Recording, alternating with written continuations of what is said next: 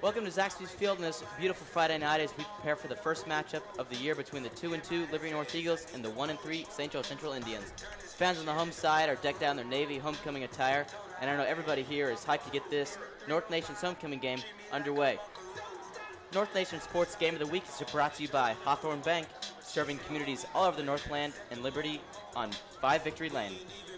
All North Nation games are live streamed on northnationmedia.com, Channel 1. Tell your friends and relatives all over the country to watch northnationmedia.com. And if you're into Twitter, follow us at knet_news for updates and news from every angle. North Nation Sports Game of the Week is produced in part by Niles Media Group, supporting educational broadcast excellence in our community. Parents, the PTA is the Liberty North is the Eagles Club. Get involved with your kids' education today at North Nation with the Eagle Club. Crowley Furniture is a proud supporter of our broadcasting program here at Liberty North, and we appreciate your support. Make sure you all visit their showroom in Liberty. And finally, Rancho Grande Cantina is our food sponsor for the North Nation Media crew broadcasting tonight's game. Come check them out for great daily specials, as well as specials during the Chiefs games. They are always available for catering and carry-out orders. I'm Cola Masters alongside Trady Garment, and we're both really ready to be with you guys tonight. That's right, Cole. We're here to call this exciting interconference matchup tonight between the 2-2 Liberty North Eagles and the 1-3 St. Joe Central Indians. This is a big game for Liberty North, as this is their homecoming football game here on their home turf. In their previous matchups, the Eagles have usually dominated, as they have beaten them 2 of the last 3 times over the past 5 years of the programs. The Eagles are hoping to get above 500 with this game and get their second win in a row. As for the Indians, they are hoping to improve to a 2-3 record and go to 2-1 in their conference. And just a quick reminder, this game is brought to you by Hawthorne Bank, Niles Media Group, and the Eagle Club.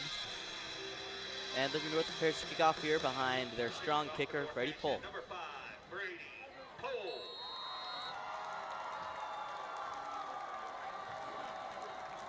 I really like the decision to get the ball from St. Joe Central, as if they can get out a quick start, it'll really get their offense moving. Goes up the middle, and he's tackled down at around the 14-yard line in Eagle territory. Yep, great job by the Eagles by swarming to the ball. They didn't let that ball carrier get anywhere on that return. No, they did not. All right, out come the Eagle defense, led behind the leader, Malachi Hughes, with a grand total of 16 tackles on the year. That's a great number to start off with, especially since it's been a great defensive presence for this team.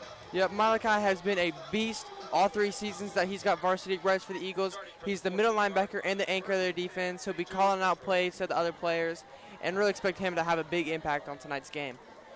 Behind the helm for the Indians, number 8, Taylor Wells is the quarterback. Yep, expect a lot of runs from the Indians. Taylor Wells is not afraid to run it, as well as their other 2 running backs they like to hand it off to. They don't pass a lot, as they only threw the ball like a few times last week and only threw for about 7 yards. But their rushing attack is really where St. Joe Central can hurt you. Yes, it can. That was Jake Judah on the handoff, getting about 4 or 5 yards there. It's going to bring up the second down for the Indians. And Jake Judah had a big week last week, as he had 10 carries for 97 yards and 2 touchdowns. Close behind, and the snap. It's going to be another run play, straight up the middle. He's just eating up. Tackle going to number 90. Jersey Braden on the tackle there. Stuffed up, getting about 2, maybe 1 yard there. It's going to bring up 3rd and 4 for the St. Joe Central Indians. Yep, so far a good start for the Eagles on defense. They haven't let St. Joe Central get any breathing room. Haven't even got out of their own 20-yard line. Set up here in a 2-back formation. Wells from shotgun. Snap. Looks maybe an option read. Oh, but it's just going to get eaten up, probably for a loss of yard there. Yeah, that's what you call the little RPO, the run-pass option. The quarterback has the option to either hand the ball off to the running back if he sees something he likes, or he had a receiver on the left running a route. If he liked what he saw there, he could have thrown it to him, but he ends up handing it off, and the Eagles stopped him in his tracks, and that'll bring up a 4th down for the Indians, and they will punt it. Yeah, it's going to be a quick 3-and-out for the Indians. Not really what you're looking for if you're rooting for St. Joe in this game, but if you're rooting for the Eagles, that's a really good start, getting only 6 yards in offense on the first drive. Yep, and the Eagles seemed to know exactly what they were in for, as they expected run 3 times, and they got run 3 times, and that showed. Yes, that was not a great punt, but a pretty good return. That's number 85, Luke Matthews, the number 85, junior Luke receiver. Matthews, getting a pretty good return on that ball, getting it to about the Indian 34 there. Yep, and the Eagles are already starting in good field position. Coach Jones has to love where they're starting this game. They're going to be within striking position early.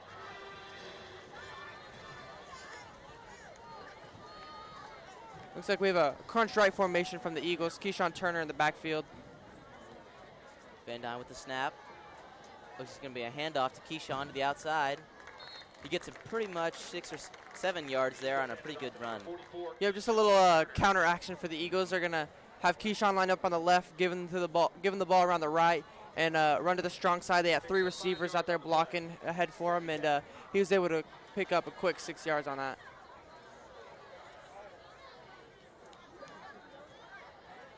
That's going to be 2nd and 5 from this.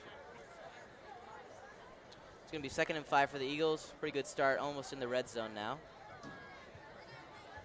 This looks like it's going to be another handoff to Keyshawn. Escapes one tackle, escapes another. Looks like he's going to get a couple yards, turning something in, or nothing into something there. Yeah, real hard run from Keyshawn. He tried to get away. He wasn't able to get too much out of that, but he didn't really have a lot to work with. And that'll bring up a 3rd down and 4. Very manageable situation for the Eagles here.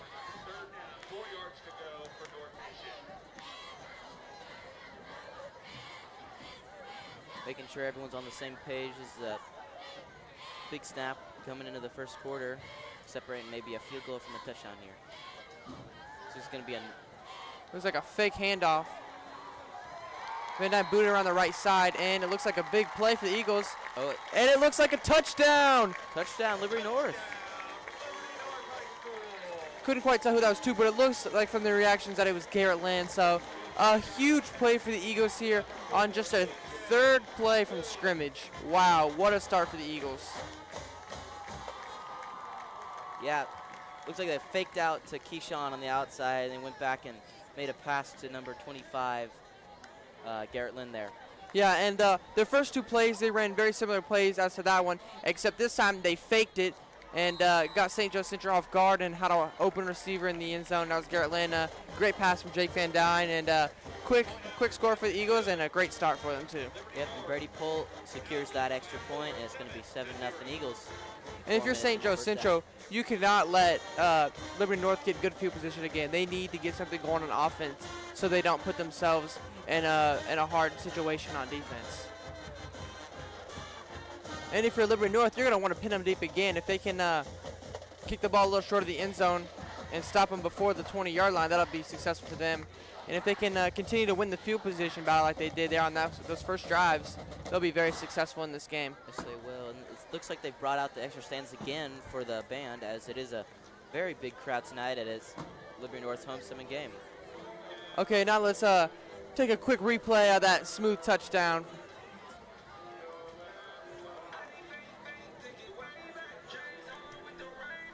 All right, now let's look at it. And and it was actually A.J. Wood that caught the touchdown. A great diving catch from him. And wow, what a catch. He actually had a touchdown last week. His only catch was a touchdown, and his first catch of this game is a touchdown. So great play from A.J. Wood. Yes, great start from the Eagles. It looks like the Eagles will kick it again. And it looks to be a touchback. Yep. And you'll see the Eagles always will run through the end zone on touchbacks on the kickoff. Just to show a little bit of dominance over the other teams, to show off a little bit. I'm expecting a lot of touchbacks today. As Brady Pohl's got quite a powerful leg, and they don't really want to give the Indians a chance to run back a touchdown. So we'll see a lot of touchbacks today.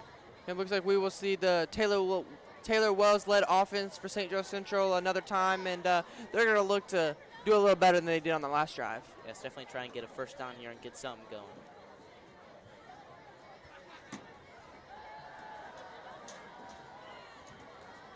Looks like we have a pass play. It's going to be a catch. And it is caught. About a 12-yard gain. Number 18, Jake Judah on the catch. It's going to be a first down for the first down for the Indians tonight. Yep, Jake Judah coming out of the backfield as running back on that play, but was able to escape free from the linebackers and just slipped in the open zone and made a nice catch along the outside. And that's a good start for the Indians on this drive. They didn't even get a first down on the last drive, so things are looking up for them already. Snap is going to be another. Oh, it looks like we have an option read, and Taylor Wells is just going to take that one, maybe get a yard or two off that play. Yep, the classic double option. He could hand it up to the running back going up the middle, or he can fake that, and then it's a triple option. So then he can pitch it to the running back or along the outside, depending on what the defensive end does. And then if the defensive end crashes, he'll toss it, and if the defensive end stays home, he'll keep it himself. And then after that, he could toss it out to running back coming along the outside. So quarterback has a lot of options just depending on what he reads along the outside. He's going to grab 2 yards on that play. Wells again. Looks like it may be a pass to the outside. And it's going to be completed. Oh, and it is caught. Wow, what a catch. St. Joe Central getting things moving along. Number 16, Landon Pasley with the catch there. Pretty good gain for the Indians, getting to about midfield, probably 2 yards short, or at the 47 or the 48. Yeah, and Landon Pasley is a huge player on their team. He plays both sides of the ball, and he's actually their leading tackler. He has 34 on the season, including an interception and a sack. So expect him to have a big impact on tonight's game. And he also is their leading receiver, as he has 9 catches, 115 yards, and 2 touchdowns on the season. Looks like there's going to be a false start.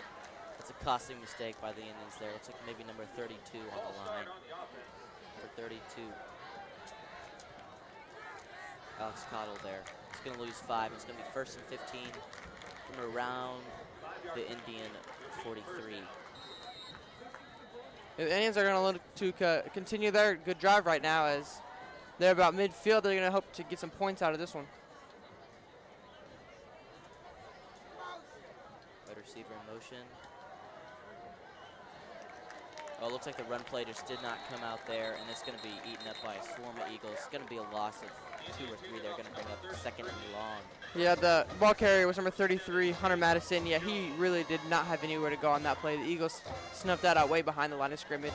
And the St. Joe Central Indians will get even farther behind the chains here, as it looks like they have about 2nd and 20. Yeah, that's a tough one to come back from right there after having a penalty and then kind of a busted play. It puts you in a really tough spot here for the Indians. Absolutely.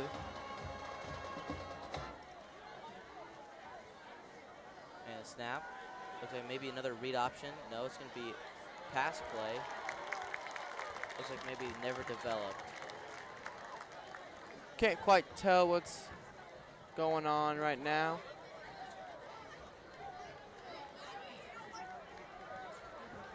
Well, maybe a sack there, loss of 8 yards. Maybe a run play that never panned out, but whatever way it happened, St. Joe's going to lose a bunch of yards, and this is going to be a really, really difficult 3rd down for the Indians coming up here. Yeah, I don't think the Indians really expect to get this one. Expect just like a simple draw play or a screen play. They're going to try to catch the ball real short and get a lot of yards after the catch. Yeah, they don't want to give Liberty North great field position again, so they'll probably just try and get as much yards as they can here. Yep, and probably not going to be able to get a bunch here. It's a little draw. He's going to get eaten up again. Yep, and that was the run pass option again. He had the running back waiting for him in case he wanted to hand the ball off, or he could have thrown the ball, and obviously handed the ball off, and they were not able to get much out of that play.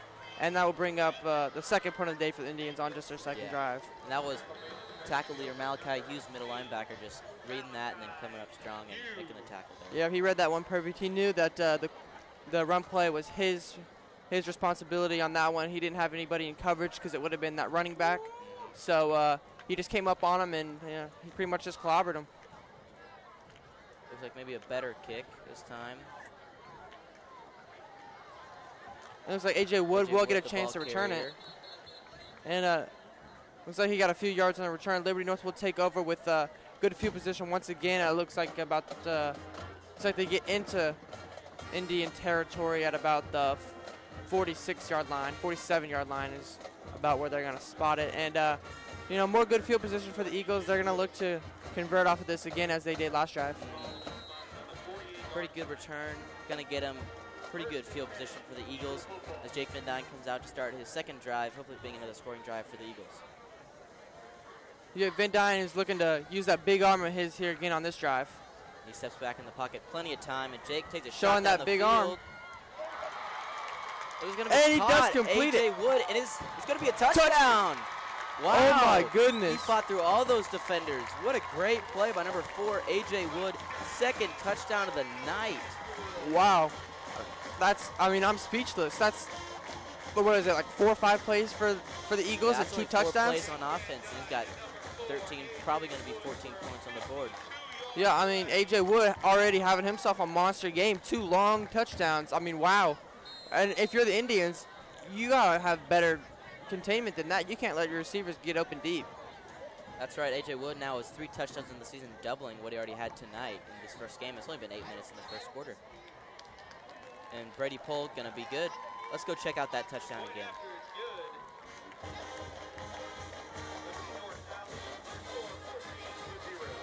Maybe. And we're trying to bring it up. Here There we go. Beautiful Pretty good pass from catch Jake. by And Wood, and he escapes 1, 2, 3, 4. And he gets 4 a nice or 5 push backing from, attempts, then gets a good push from Garrett Lynn there. Garrett Lynn and Warren Bennett. And actually making that catch around 3 defenders. Jake Van Dyne showing a lot of guts, threading the needle on that one. And A.J. Wood, makes a play and the touchdown. Huge play for the Eagles. And, great start, 14 points. And we still have over 4 minutes left in this this first quarter.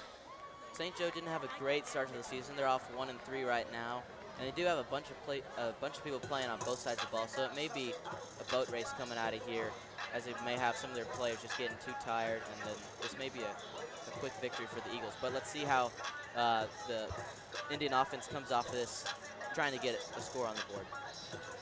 Yeah, but if the Indians aren't careful, they're going to get turbo clocked here real quick, and the Eagles are going to be able to bring in some reserves. Indians really need to pick it up on this drive. If they don't score here, if they let the Eagles get more good field position, it's going to be a long game for the Indians. Lower kick from Pohl there, but it's still going to be a touchback. So the Indians will start at their own 20-yard line again, trying to put something together here behind number 8, Taylor Wells. Yeah, and getting behind is something that doesn't suit the Indians very well, as they are a running team. They don't have a lot of opportunities for big plays in the air, so they pretty much just try to ground and pound to beat the other team. But when they start getting behind, they can't do that. They're going to have to air it out more, and that kind of shows the weakness of the Indians. Yeah, combined on the year, they only have 16 catches as a team, which is not great, so it must be a bunch of run plays and not a lot of offense. So we'll see what you decide to do here. And it looks like going to be another run play stopped for about 1 yard. Yeah, again, that's number 18, Jake Judah, not really able to get anywhere on that play. Liberty North's run defense hasn't been amazing the whole year, but it looks like they're doing everything that needs to be done so far this first half. Yeah, and I just expect the Indians to keep on running. They had a lot of success last week running the ball, as they had 5 rushing touchdowns, which is just insane. And they're going to try to get that going this week, but so far they have not had any success on the ground. Yeah, their running back, Hunter Madison, is averaging 89 yards a game, 6 runs an average carry. So they're looking to maybe extend on that run game, as that pass sails over the head of the receiver. It's going to bring up 3rd and long again for the Indians. Yeah, the more they get behind, the more they're going to have to pass, and the less comfortable the Indians are going to be. They really need to score on this drive so they continue to play their game. And a big 3rd down here, as if they don't convert it, the Eagles are going to have good territory. Going to have good field position again, and likely be in Indian territory. And that's not something the Indians want to happen The Indians again. have not gotten into Eagle territory. They've been close, but then penalties and sacks and lost yards have really hurt the Indians so far in this first quarter. Yep, can't afford another loss of yardage on this play. I assume they're gonna air it out here on 3rd and long, and that's not something they're great at. And they will. Pass. Oh, there may be a pass interference call as the ball does sail over the receiver. Could be maybe a push off. I would expect that number 1, Tyler Eckersley, was on the coverage. He may have slipped and grabbed the hold of. Yeah, we're gonna have pass interference. Yeah. So I'm guessing whenever he slipped, he grabbed the hold of the receiver. I believe that was number 16, Landon Pasley, and Landon Pasley got open, and Tyler Eckersley fell and grabbed the hold of him a little bit, and that's probably where the penalty came. Well, that'll work for the Indians, getting their 2nd first down of the night. Gonna move them up to about the 40. maybe about the 37-yard line, giving them close to midfield here, maybe trying to get across in Eagle territory. Yeah, they'll take him any way they can get him. First down's first down. Referees are set again now, and Wells backline shotgun in their regular two-back formation. Snap looks like it's going to be a run to the outside again, but it's just going to get eaten up by the Eagle defense. Yeah, just a 3 or 4 yard gain. Just a little sweep to the right side, and they really weren't able to get anything out of that from the jump. And they still have not had any success on the ground, and if they can't have success running the ball, there's not going to be much scoring from St. Joe Central's side of the game. Now, they've already had one moderately big pass play, and then, of course, the pass interference play. So looks like their best bet right now is trying to air this ball out, but they don't really have the confidence to really just out every play as Jake Van Dyne does with his arm. It looks like they're gonna. Oh wow, what a big hit! And Wells is gonna scramble out, maybe get a couple yards here. Yeah, and that's something that Wells is really good at, the scrambling and running side of things. Is he is actually St. Joe Central's third leading rusher on the year, as he has 62 yards, which may not seem like a lot, but for a quarterback, he doesn't get a lot of designed runs. So no, he doesn't. A lot of that's just scrambles and him keeping it. So he really can run the ball, and that's something that Liberty North is going to have to look out for. Yeah, Wells was scrambling out of the pocket there. Only had one blocker and got taken over, so he had to scramble out and get a couple yards. It's going to bring up 3rd and long again for the Indians as they try and convert this first down. Rolls out again. Looks like maybe a pass play. Just a little bootleg. It looks like it's going to be caught, It looks but like just they short of the first down.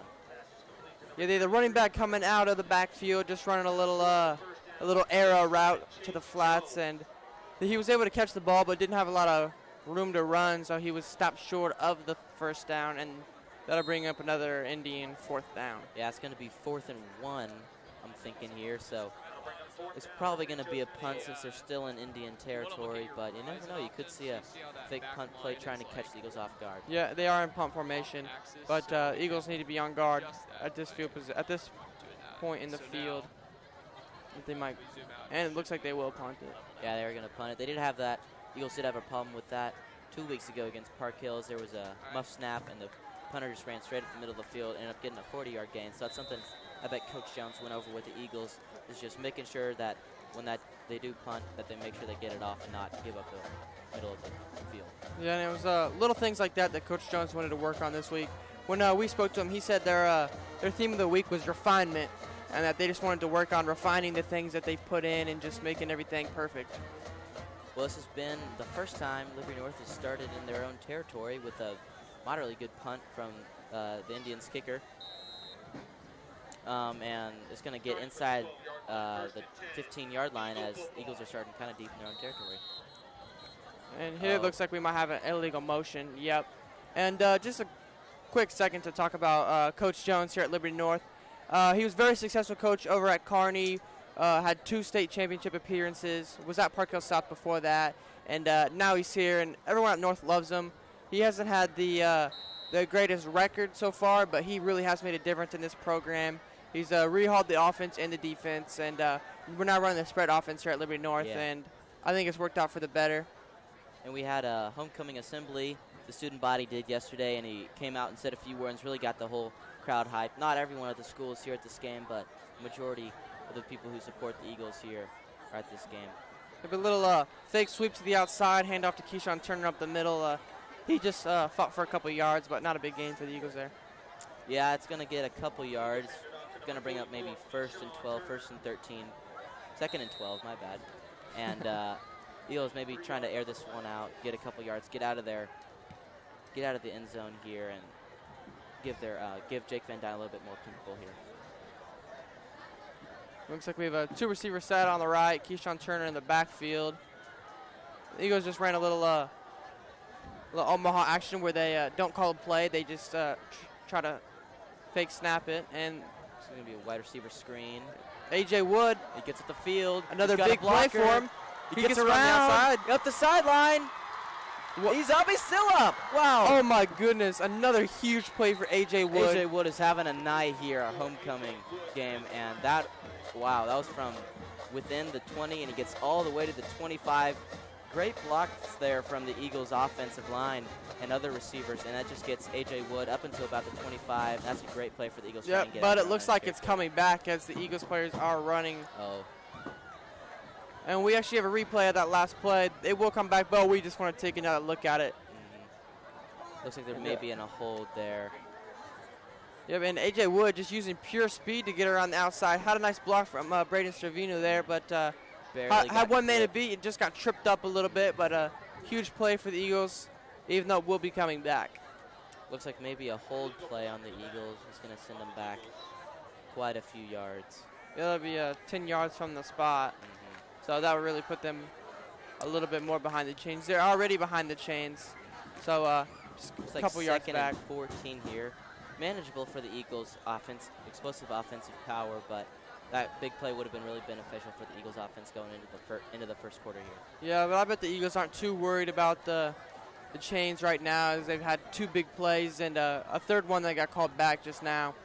And they definitely have the firepower to get a first down pretty easily right now. Jake's looking in the pocket. He's looking deep. He's got a bunch of time. Spiral. It's going to be caught. Number 25, Garrett Lynn. He's going to try and struggle for a couple yards to get all the way out to the 30. Looks like it's going to be third and manageable for the Eagles. Maybe 3rd and 4 here. It's going to be close. And Garrett Lynn is actually one of the leading receivers on the team. He has that was his 13th catch of the year, but so far he's before this game had 170 yards on the year, which is very impressive from this kid. And was fairly quiet last week, but looking to have a better week this week, and that last catch really helped. It actually is going to be a first down for the Eagles as they do move the chains there. Good catch by number 25, Garrett Lynn. Oh, another receiver screen. This time it looks like it's to Braden Stravino. Oh, and a juke. Nice juke there. Eagles going to get out all the way to the 40-yard line. The Eagles have had great blocking, even though they had a hold that last play, but their blocking has been really well put so they can run those wide receiver screens and get a bunch of yards. Yep. And Stravino's saying, hey, I don't even need blocking, as he juked out 2 or 3 St. Joe Central defenders. And it looks like we're going to take another look at that replay. Number 18, Braden Stravino on that. Yep. Look at that juke there. Nice block. Juke. Oh, man. Number 6. Will Austin just getting completely destroyed on that play. Broken ankles and everything. Yeah, and nice tackle at the end there from number 32, Alex Cotto. Plays both sides of the ball. And really tracked down Stravino at the end of the play. Tackle him to prevent something bigger. But on this play, Keyshawn going around the right side just off the tackle. And pretty big play there. Looks like he picked up about 10 yards. Maybe a first down there for the Eagles. Moves them into field goal territory. Nothing too much for the kicker, Brady Pohl. Yeah, just a little zone action there on that play. Just handing the ball off to the running back and just letting him pick a hole on the right side. And he chose the hole, and he hit it hard and almost picked up the first down. And it looks like they are actually going to measure it out to see. Yeah, we're going to measure out the change. See if they give it Liberty North a first down here. Right now it's listed at 2nd and 1. Looks like he's going to measure it out. It looks like he may have gotten it, but we'll have to wait and see. And it looks like he's just going to be a little bit short. About a foot short there. Yep, referee signals it out, and Eagles going to have to run another play on this set of downs. But on 2nd and 1, a lot of options for the Eagles to run. And, I wouldn't be too worried about getting the first down. Yeah, they have a pretty explosive run game from Keyshawn Turner, the junior, and Zach Willingham Davis, the sophomore. So 2nd and 1 should be really no problem here for the Eagles. Yeah, and they also have a lot of options in the air, like A.J. Wood and Braden Stravino, as we've already seen, and Garrett Lynn already hit 3 different receivers. And they haven't even hit Warren Bennett yet, who had a big game last week. So a lot of options for them, and it looks like they will get the first down and more. And Keyshawn, look at him go. Man, he is just an explosive locomotive there. Gets through all the defense. He's taking a couple defenders with him as he's just running through their defense, getting to about the 18-yard line. What a great game. Yeah, Keyshawn Turner just looks like a truck when he's running at you. He's 6'1", 220 pounds. I believe he runs about a 4.6 40. I mean, that is an absolute truck coming at you. And he's very elusive. He's got great vision and really hard guy to bring down. So that's how you see him having so much success. He's just a hard runner. You've seen him in the hallway. He doesn't really look like that, but as soon as you put those football pads on, man, he's something else. Absolutely. And he gets around. It looks like it's going to be number 44, Keyshawn Turner again, as he gets another couple yards off that play. Yep, talk about a swarm of St. Joe Central defenders. They did a good job of getting to the ball on that one. Had multiple guys up on Keyshawn to make sure they brought him to the ground. But, Keyshawn looks like he picked up about 2 on the play. And it looks like the seconds are winding down. Eagles maybe getting in one play in here. Yeah, it looks like Van Dyne is trying to run one more play here at the end of this first quarter. Will get it off. Looks like it's going to be a little draw outside. Little bootleg on the outside. Oh, it is dropped by Garrett Lynn, but that's okay. Yeah, good play design. They had a little Garrett Lynn running a little arrow on there. That's what they like to call a snag. So they'll have the Z running a China, and they'll have the wide receiver running a little hook, and then the H-back, which was Garrett Lynn on that one, running an arrow about 3 yards to try to get him the ball with some space. And he wasn't quite able to make the grab on that one. So looks like there is going to be enough time for one last play here from the North offense. This is going to be another quick pass. Oh, it is caught initially by Garrett Lynn, and then it was knocked out, and he does not. He's kind of slow getting up, but he's a real tough kid. He'll probably play through that. Yeah, they went right back to him after he dropped that first ball, and originally he had the reception made, but just a hard hit from the St. Joe Central defender. Couldn't quite tell who it was, but had him shaking him up a little bit, and he was not able to hold on to it. And that'll bring up a 4th and 8 for the Eagles. Yeah, it's going to end the first quarter here at Liberty North High School on Zaxby's Field. Liberty North Eagles 14, St. Joe Central Indians 0. Yep, and so far the Eagles just having their way with the Indians. They're in Indian territory again here. This is their third drive. They scored on their first two, and they're threatening on this third drive. It looks like they may kick a field goal with Brady Poole. He's a big leg, so I do expect them to not be scared to go ahead and kick a field goal.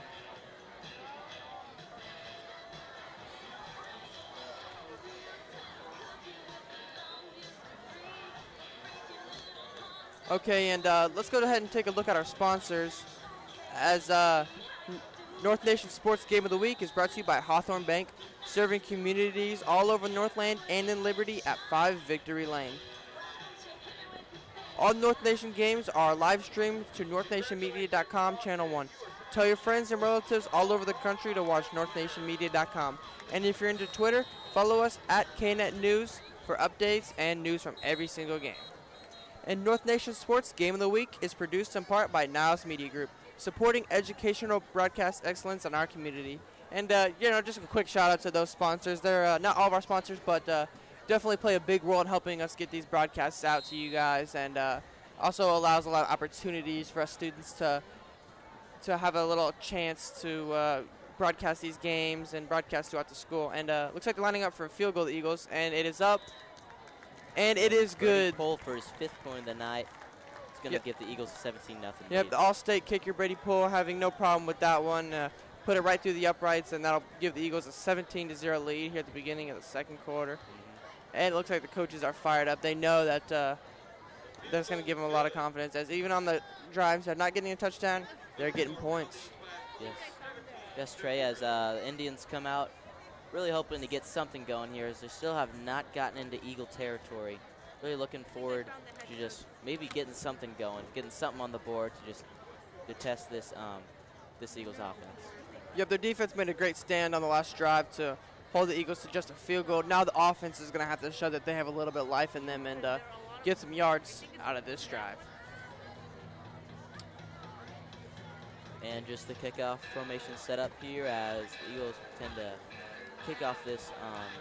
Probably going to be a touchback, but you never know. They might give them a chance to return this one. Yep, they can really do a lot of things with the big leg of Brady Poole and the speed of that special teams unit out there. They got guys like Evan Widener and Nico Pelkey, Luke Matthews that can really get down there in a hurry and make a tackle. They don't have to a lot of the time, but if they need to, they definitely can. Yeah, time's not really a huge factor right now going into the second quarter, but maybe in the fourth quarter they may need something going here. Yeah, the Indians just need to get back on track with this drive, and it will be a touchback. It will be another touchback for Brady Poole. So the kickoff unit has not really played a big factor into any of Liberty North's games, as there usually are kickback or touchbacks on both sides. So a lot of the time you're just seeing these drives started out at about the 20. And quarterback Taylor Wells starts up with the ball again for the Indians offense, starting at the 20-yard line. Yep, they're going to need to set the tone on this drive with some nice pickups on the run game. They really struggled when they can't get the run going so far this year.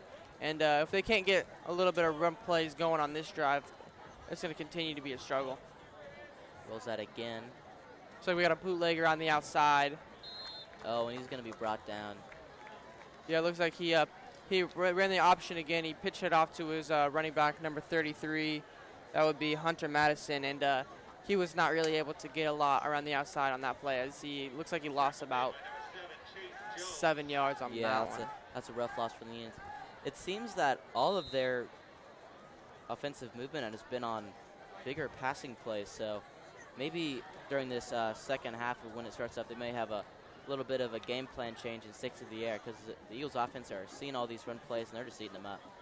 Yep, and a more successful run play on that one, as St. Joe Central gives it off up the middle. And, they were able to get back a little past the original line of scrimmage, and that's a gain of about 6 or 7 yards. And that was number 44, Alex Pressman, the junior, 5'11", 130 pounds, and a nice hard run from him to get it to about 3rd and 7 yards. It's a little bit long than you'd like for St. Joe on a 3rd down here, but it's still manageable with a good run or a quick little pass route here.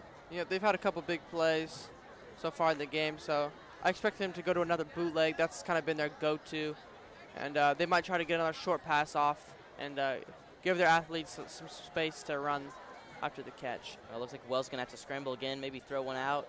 They threw on the run there, and looks like it is going to be a 1st down for the St. Joe Central Indians. Yeah, and another nice play. That was that little bootleg. He scrambled around a little bit, and he made a nice pass and hit his intended receiver. That was number 16, Landon Passley. Another catch for him on the day, and a big 1st down for the Indians, as they were able to give themselves a little room to work with as they're out to about the 38-yard line.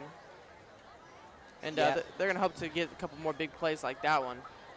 Another explosive pass play for the Indians. Maybe they'll change up their game plan a little bit here as they go in, trying to get into Eagle territory. Another run play just completely destroyed by the Eagle defense. They're just swarming everything. Yeah, it looked like it was another triple option play. He gave it to his first running back up the middle, and didn't really have anywhere to go on that, and they lost about 1 yard.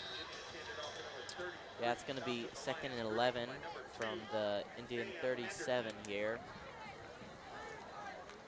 Eagles defense really confident right now, as they've been able to keep the Indians in their own territory throughout this whole game. So maybe they can keep this going, and this will be a quick, easy game for the Eagles. Look, another bootleg around the right side for Taylor Wells. He dumps it off, and looks like it will be complete. Wow. What a catch. That's number 16, Landon Passley again, and another big catch from him. So far, he's having a pretty nice game for himself. That's going to be looks like it's a 1st down, but we'll see if the referees signal it. It's going to be close. He's right at about the 48 yard line. It's going to be 3rd and inches, if not a 1st down. So it's the main measure here. Yep.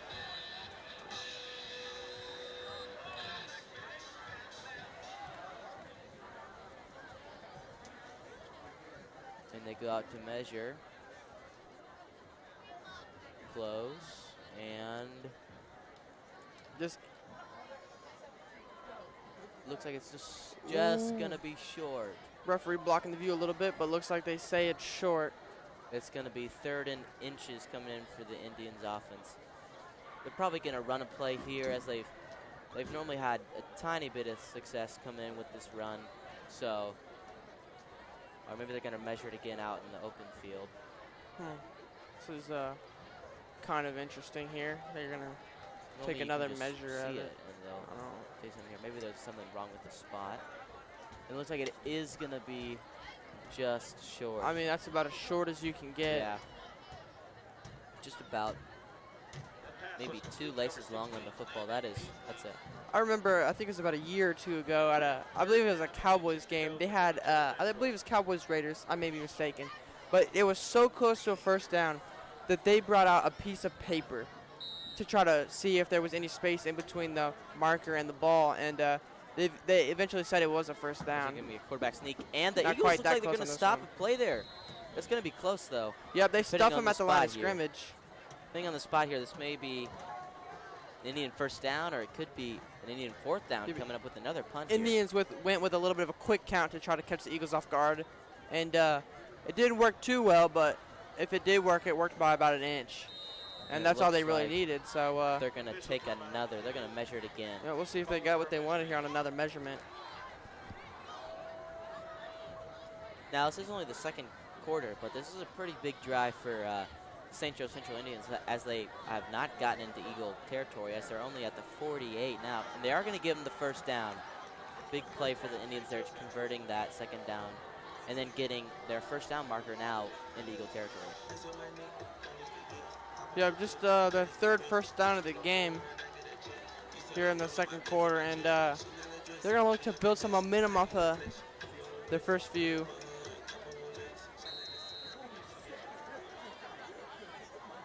Taylor Wells, they're lining up in the trips left with a single back. Snap, gonna give me another handoff. That's just gonna get eaten up again. Yep. Eagle defense has just been on top of it. Yeah, just a little zone run around the outside, and that got eaten up real quick by the Eagles defenders. Yeah, and that was handed off to the number 44, Alex Pressman again. That's only his second or third carry on the night. And that's just eaten up again. It's going to be second and 11. Yeah, looked like the initial Eagle defender was number 2, Gavin Hernandez, and he played a big part in getting that play swallowed up from the start. And that'll put the Indians behind the chains again. They'll have about second down and 11 from just about midfield. They're going to try to get into Eagles territory here on any of these coming plays. And it looks like they had a little fake run, and he has a receiver open. And it is going to be a pretty good gain there. It's going to get them into the Eagle territory there. Yeah, that was number 33, Hunter Madison. Another play for him. And looks like they're able to get into Eagle territory, but not able to get the first down. That'll bring up third down and short. We'll see what the Indians dial up here. I completely suspect that they'll run an option. Again, that's what they've kind of gone to, or a bootleg around the outside and try to get it off to Hunter Madison or one of their dynamic receivers on the outside. Yeah, making that play, the play before, number 2, Samuel Henderson, is actually a homecoming court candidate, so maybe we'll see him at the end of this half coming in. And looks like a little zone run on just off the tackle. And they'll gain maybe a yard, but they will come up short of the first down.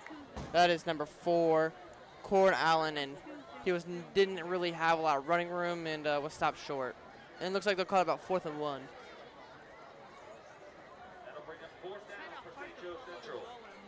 And we'll see what the Indians dial up here on this 4th down. It's a little bit, this is a tough spot for the Indians here. It's not close enough for a field goal and too close for a punt attempt here. So they're actually going to go for it, staying back with the twin back. Yeah, I like the decision. They're running a little wishbone here. This is going to be their option, but it's going to be deflected at the line, and it's going to be a turnover on downs. Yeah, another run pass option. Could have handed it off, but he thought he had a receiver open, and he was not able to convert with him. And looks like that'll bring up another first down for the Eagles going the other way, and some more good field position for them. Coach Jones has to be happy with the turnout of that defensive possession. Only one play or only one possession start within the 20-yard line.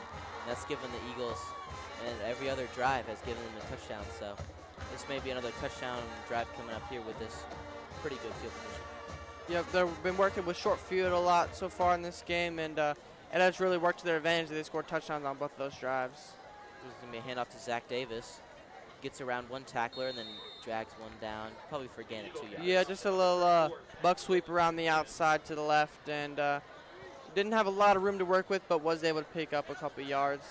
Tried to evade a couple of defenders, but got brought down after a short gain. Yeah, it's going to be 2nd and 8 for Jake Van Dyne and the Eagle offense here. Eagles running their typical no-huddle offense. It's very rare to see them get in a huddle after running a play.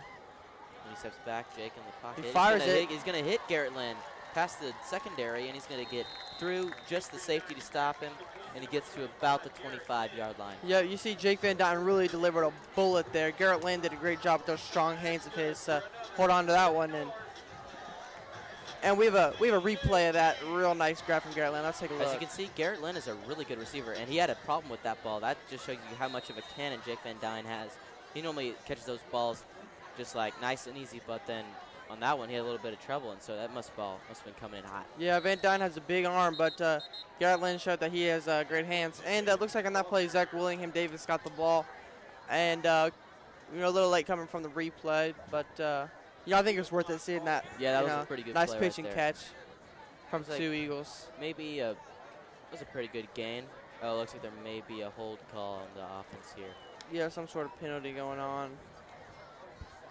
Yeah, I assume it's a hold. They're moving them pretty far back. And yeah, that's going to put them way behind the chains. Wow. Wow, that was a hold in the backfield. That's a tough one right there. It's going to bring up first and very long. It looks like they spot first and 27. And yeah, that's going to hurt the Eagles. But they still have big play potential. Yes. From everyone on that offense. So, as in that whole first quarter, they only ran maybe 10 plays of offense. So they definitely have the potential to get a couple yards. Here. Sweep to Warren Bennett along the outside, picks up a couple blocks. Oh, looks like there may be another hold. Oh, this may be rough for Liberty North. Yeah, it looks like that was called on Garrett Lane around the outside. He didn't get his hands off his man quick enough as he tried to turn out of it. That's going to be another hold. Yeah, grabbed a little bit of that jersey you can see on the outside, and that's going to set Liberty North back. That's going to bring up first and 40 for the Liberty North Eagles. Yeah, right about 10 yards from the spot, and it looks like they're going to spot the penalty at about the 45. So they'll have the ball at their own 45, and the first down will be about at the 25-yard line of the Indians. Yeah, it looks like we got first and 39. First and 27 was sort of manageable from this powerful offense, but first and 39 is going to be a tough one to come back from. Yeah, luckily it's still first down, but Coach Jones is not happy about those last few plays. And it looks like they're going to bootleg around the right side, and another play is whistled dead. Be a false start. That could be a false start or illegal formation. Yeah, it looks like a false start. Oh, jeez. Wow, that's 3 straight penalties from the Eagles offense. That cost them about, with spot fouls and a false start there, it's going to cost them around 35 yards. That's a dead ball foul, and that's no bueno. Yeah, they'll whistle the play dead, and it'll cost the Eagles 5 yards. So, first and 44. Oh, man. I don't think I've ever seen this before, Trey. I've seen. Hardly ever seen. There was a Raiders game a few years back, and I believe they had about a first and 44 from their own goal line. This is something you see in Madden. Yeah, you don't really. It's like a wide receiver screen. Everything that went wrong could have went wrong there. Well, it looks like they're going to get a couple here. Oh, he's come back on the outside and get another tackle. Oh my goodness! He's got a block from Van Dyne there. He's trying to pick up those 44 yards on this one play. No way. Oh my goodness! That was a crazy little gain right there. He's got about second. I gained a lot of yards back. Yeah, maybe 10, 15 yards. 20 yards maybe out of that. Got back to, I think, where they were after the first penalty. So yeah. I like the play call there. The wide receiver screen has been working all day. They've had a penalty get called. They had to get called back because of a penalty on the first big one. And the second one, they picked up about 20 yards from Stravino. All right, we're going to send it to a replay for that really crazy play. Oh, you see. Oh, man, AJ just Wood making a man tackle. And you got a pretty good block from Van Dyne. Yeah, there. Van Dyne. 2 things. Nice little Another block right there from Stravino. 1, 2, 3. He brought a man down with him, but had 2 or 3 missed tackles there. That's pretty good. Yeah, I want to know how many yards after contact he got on that one. It didn't seem like getting hit really affected him at all on that one. A lot of yards after the catch. It looks like it was going to bring up third and 26. Looks like there must have been an incomplete pass there during that replay. Yeah, something happened there. We missed it, but that's not important because there's only second down. Here's the important play, 3rd and 26. If the Eagles don't get closer, you have to punt it. But they can still get into field goal territory. You got to get about 10 yards to get into Brady's field goal range. Yeah, he can hit about. They'll try him. I believe if they get 55 yards or closer, they'll try it. And I like the little play call, a little slip screen to Zach Willingham Davis. And looks like he did pick up about 15 yards. And that does put them in field goal range. That puts them about a 47-yard field goal from right there, I believe. And that's definitely within Brady Pool's range, the all-state kicker. So they show a lot of confidence in him. They'll definitely try him out, especially in a 17-0 game here late in the second quarter. That's going to bring up 4th and 11. That was a pretty good reception by Zach Davis, a sophomore, getting the needed yards to get Brady into field goal range. Yep, and we'll see if Brady Pool can knock this one in. It looks like a 45-yard field goal.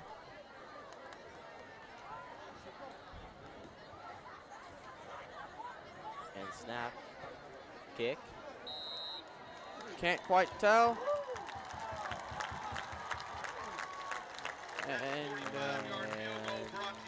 Well, they're coming off the field. Looks like kind of enthusiastically. Maybe it's good. Yeah, Brady was jumping a little bit, getting some high fives. So Coach Moore is normally pretty good. Greg Jones giving the thumbs up. So I'm gonna say it's I would good. guess he made it. Your guys' guess is as good as ours right now. We're don't know. seeing Exactly what you guys are seeing.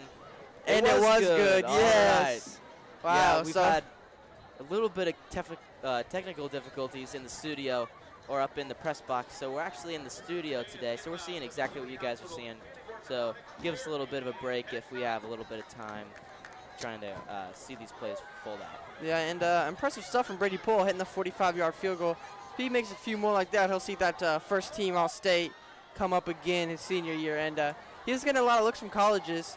He originally thought he might go to school for baseball, as he loved baseball. But when he got into kicking, started making some long field goals, you see those letters start coming in from big colleges. And it's kind of hard to think you're going to go to school for baseball when you're getting a lot of looks for kicking, and rightfully so. He has a huge leg. He's been very consistent so far this year.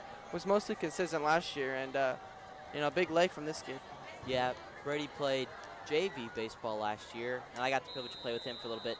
He's a really good athlete, but he definitely is. He's got quite a leg there for football, so you never know what his future may pan out like. But I assume we will be seeing him on Saturdays next year. Hopefully so. That's going to bring up first down again, another touchback for the Eagles.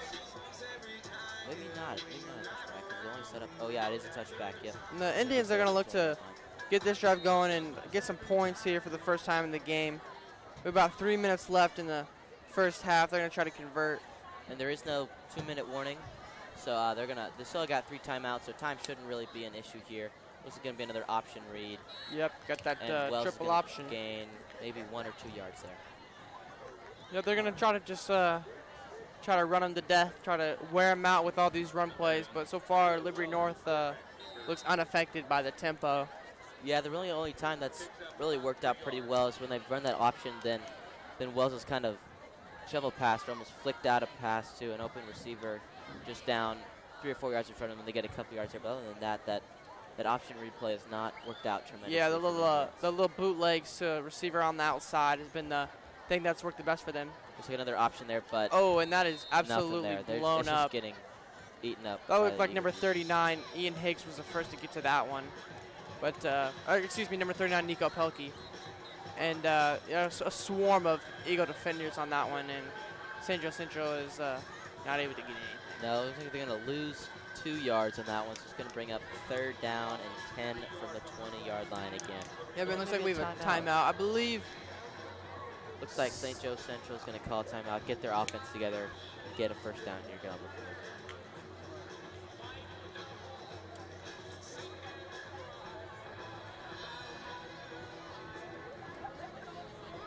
Yeah, we're trying to figure out who this timeout was called by, but regardless, we've about 2.5 minutes left here in the first half. Indians are going to look to get their first scoring drive of the night. And they really have struggled to run the ball, which has been their strength all year.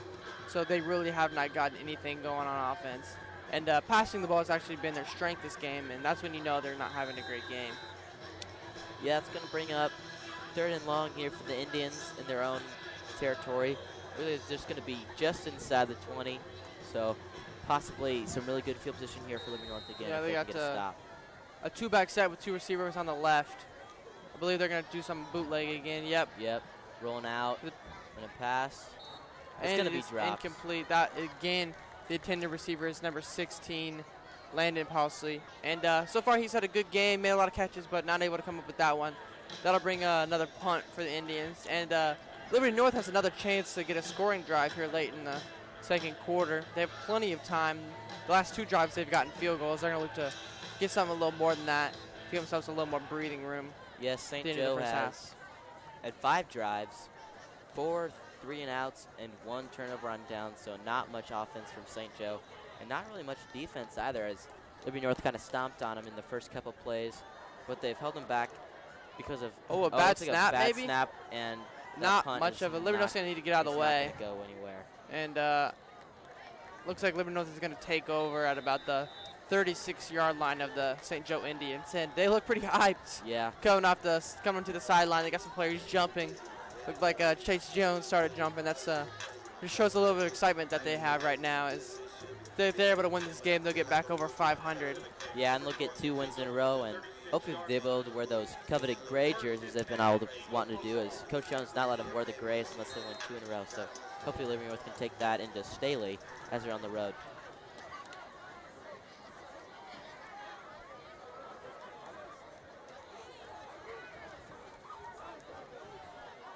Well, yeah, back to this. St. Joe's had 4 3-and-outs, 1 punt, and Liberty North's offense has been really good. They really kind of beat themselves up on those field goal opportunities with penalties. And really everything that can go wrong offensively for St. Joe has gone wrong. But they haven't been able to pick stuff up. A good defensive play there from St. Joe Central, though. Keyshawn Turner was looking real shifty on that one, trying to get away from a lot of their defenders. But, St. Joe Central did a great job of swarming to the ball and not letting Keyshawn break something out there. And that'll bring up a 2nd down and 18. So a big loss for the Eagles, but they still have about a minute and a half left, and they have a lot of big play. Yeah, a lot of big play potential as well. So they shouldn't be too worried. It's going to bring up 2nd and 18. There's going to be a little pass play. It looks like another big play. Nice. Not quite a first down. The pass is completed to number 18, Braden Stervino. Braden Stervino's getting about a 17-yard gain on that one. Yeah, that's his 2nd catch of the day so far.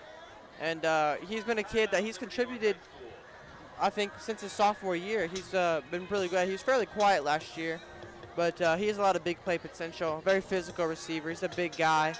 And everyone there loves him, loves his route running in his hands, but he's one of those guys where he's not really fast enough to break away from a lot of corners, so you kind of see him not able to get a lot of chances. Yeah, he's listed as a wide receiver, but he's more kind of got the mentality of a tight end that doesn't really fit into the Eagles' offense. He's a big guy, got good hands, but he doesn't really have the breakout speed as Warren Bennett or A.J. Wood does, so he kind of gets those kind of look-off glances and gets a couple yards. But he does a great job doing it. A lot of talent from that kid, just not a lot of shine. Liberty North called a timeout there. The clock should not be running. So it looks like... Yeah, I believe this clock will be wrong. Liberty North will have about a minute left, if I remember correctly. Which is definitely doable within just about to enter the red zone. Looks like it's going to be another pass play. Van Dyne complete to number 25, Garrett Lynn. He's going to roll out of bounds. That's going to stop the clock as well. Yep, yeah, we have a little over a minute left. Big conversion there from Liberty North on that 3rd and 2, and this will bring up a 1st down for them. They'll get further into St. Joe Central territory, and they're going to try to get a touchdown on this drive. So far, they have 2 touchdowns and 2 field goals. Yeah, it's going to bring up, that is going to be a 1st down for the Eagles, just at about the red zone with a minute 12 to go, so they should be able to put that together. 2 receivers to the left, and looks like a quick pass to number 14, Warren Bennett. He tried to run a little bit of a hitch there, about 5 yards, and stop, come back to the quarterback, and Van Dyne tried to get out of his hand a little too quick, it looked like. So yeah, it looked like it's just kind of threw it into the ground a little bit. It's going to bring up 2nd and 10 for the Eagles.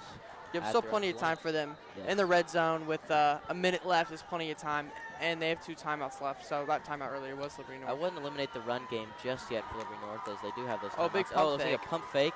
Jake is going to scrambling around, pointing. Looks like 18. Oh, just incomplete to Garrett Lynn. Yeah, it looked like it may have gone over his head, but not able to complete the pass there for a touchdown. So we'll have about a minute left here, a 3rd and 10.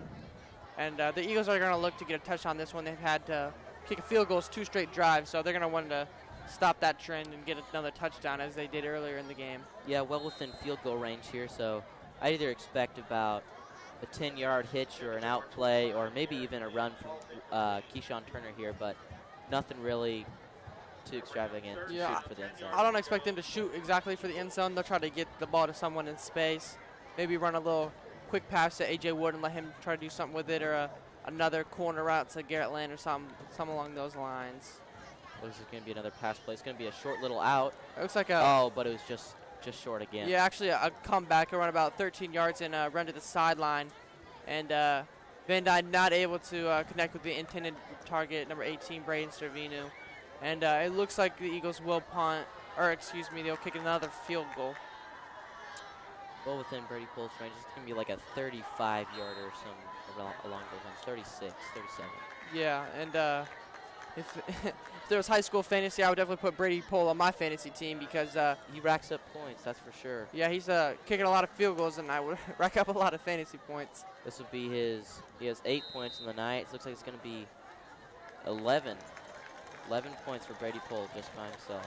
Yeah, I wish my fantasy kicker could do that consistently. Right now, it's all offense. Liberty North. AJ Wood with 12, Brady Pole with 11 points. I made the mistake of picking the Vikings kicker Daniel Carlson, and he recently got released because he was not doing too hot through the first few games, and so I had to find myself a new kicker. Yeah. Not the funnest thing to do, but the Eagles aren't gonna look to find a new kicker anytime soon with Brady Pole. Brady Pole is a senior, so they may have to find a new leg next year, but they should have some pretty good talent down in JV and the sophomore teams, and so they should be able to find a good kicker by next year. But it's going to be really hard to replace Brady Pole. I mean, that kid is a kicking legend, made 2 52-yard field goals last year.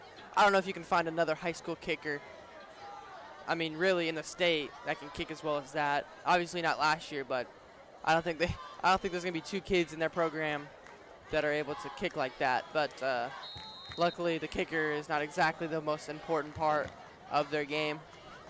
You may see a squib kick here as they've got about 50 seconds left. Maybe run some clock off here on this kick, or maybe just another touchback here. St. Joe's got just enough time to maybe put together a field goal run here if they can get a couple points on the board. And yeah, they'll just do the simple thing and just kick it through the end zone. And stick to their defensive guns here, try and step it up.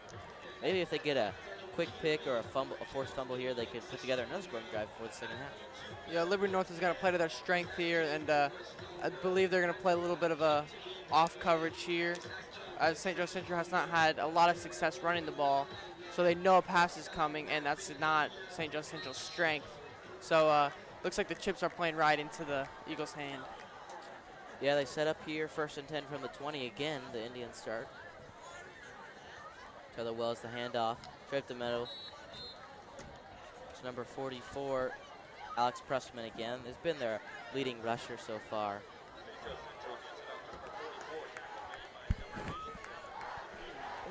Yeah, and it looks like the Indians are just going to let time run off this clock as they may not be too worried. And it looks like a timeout called by Liberty North. They're going to try to get the ball back. Oh, excuse me, looks like a penalty. Looks like a penalty flag over there on the right side of the screen. Yeah, they're pointing at Liberty North. Looks like maybe too many men on the field or something. And we just lost a view there.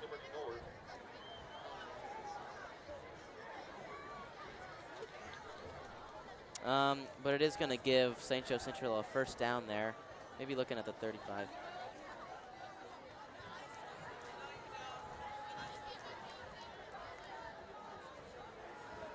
It's going to bring up a 1st down. That's a pretty lively penalty there. It's gained around 17 yards on the, so it must have been something pretty profound.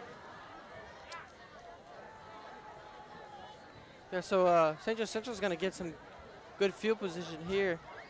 And it looks like they have the ball about the 37-yard line. And one big play, and they're in field goal range. Yeah, we haven't really seen much of their kicker tonight as they haven't had many kickoffs and much of their punts. Probably the same kicker for their punter. I haven't been great punts, so maybe they need to get far into field goal range for. Actually, haven't seen any kickoffs. No, we haven't seen any kickoffs. We haven't even seen the kicker yet, no. so.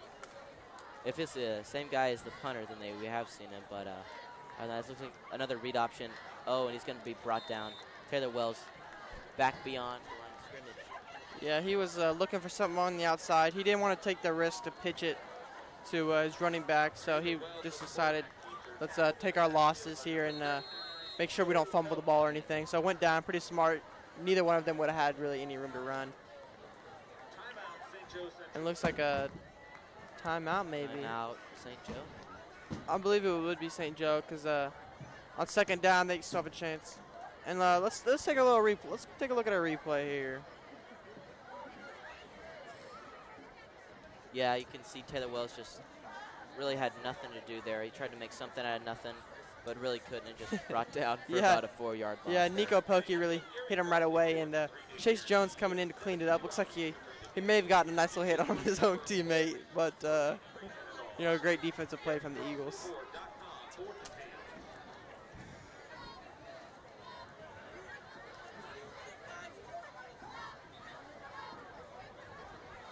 So that's going to bring up a second down, and looks like about 13 yards. St. Joe Central, if they want to score here on this drive, they're going to have to do something a little more successful than that. The time shouldn't be right as I call timeout here. We'll fix that up. Oh, it looks like 8, 7, we're going to roll out again. Another pass play, and it's going to fall short. Yeah, he's just going to throw that one away. Didn't see anything he liked, so did the smart thing, not taking any risks there. Don't want to give the Eagles the ball back, so just throwing it away. It's a smart play. There's going to be 3 seconds left in the game, if that's the right time. Other than that, looks like 3 seconds left in this first half. Yeah, if the clock is right, then I expect either a Hail Mary. I don't know quite how good an arm their quarterback has, or maybe a kneel play here. It doesn't look like a kneel. So I expect maybe a screen play or something to give a receiver the ball with some space. Like yeah. It looks like it is going to be a deep they're throw. going to throw something deep. And it's going to be picked off. That's number 28, Austin Haas. He's going to have some room to run. He's going to pick up a couple blockers. Oh, he's trying to spin out of a tackle, out there, but no. He's going to get him back to about the 35. It would have been a really good play, but it seems that we have run out of time in this first half. And that's actually Haas's first interception of his career here on varsity, so that's a big play for him. And let's take a look at that interception here at the end of this first half. And so you see Taylor Wells is just going to throw it about as high as he can. Yeah. Hope a receiver can come down with it. And Austin Haas does a great job of high pointing it and cutting off the receiver. And he's just going to run ahead of his blockers. Yeah. He's a very fast kid. He's actually a star track athlete. And ends up getting dragged down by number 16. It looks like Landon Posley. So he was also the intended receiver. And that'll take us to halftime. So it seems to take a 20-minute break, and looks like the Eagles will lead 23-0. They've really had their way throughout this first half, and Eagles couldn't really hope for anything else. Yeah, it wasn't a horrible pass play there. It wasn't a horrible idea, but it was just a little bit too high, and it was just caught up by Austin Haas there. You have a great job by Austin of high pointing the ball, making sure the receiver couldn't get to it, and a great way to end out this first half by the Eagles. All right, now a little bit more from our sponsors. Parents, the PTA at Liberty North is the Eagle Club. Get involved with your kids' education today at North Nation with the Eagle Club. Crowley Furniture is a proud supporter of our broadcasting program here at Liberty North, and we appreciate your support. Make sure to go visit their showroom in Liberty. And also, Rancho Grande Cantina is our food sponsor for North Nation Media Crew broadcasting tonight's game. Come check them out for great daily specials, as well as specials during our Chiefs game. They are always available for catering and carry-out orders.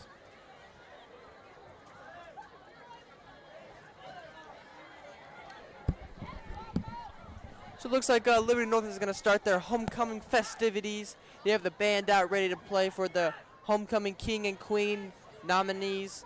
And they'll come out with their family, whoever they want to bring out with them. And it's a really big time if you're a Liberty North student. And they'll have these homecoming kids coming out. And it's really a big time. Their theme is Derby Days, which they want you to think of like the Kentucky Derby, the Home Run Derby, just like mini games. So a lot of competitive activities going on at Liberty North this week. All right. So it looks like that's our previous homecoming queen is about to hand off the homecoming crown to the next queen.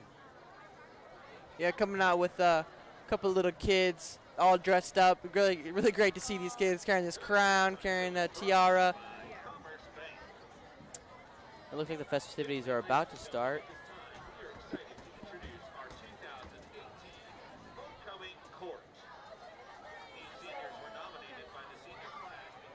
Good evening, ladies and gentlemen. At this time, we're excited to introduce our 2018 homecoming court. These seniors were nominated by the senior class because they demonstrate leadership in and outside of school and show pride through involvement and support of Liberty North activities. Our first homecoming queen candidate is Selma Khalil. Selma is the daughter of Hannah Khalil. Selma has been involved in student council and debate for 4 years, lettering and debate for 3 years, and she has participated in Key Club, Link, and Fresh for 2 years. She's also been in BBFP, Model UN, and Educators Rising for 1 year. After high school, Selma plans to attend the University of Missouri or Missouri State to major in political science. Selma's escort tonight is her older brother, Hussam Hassan.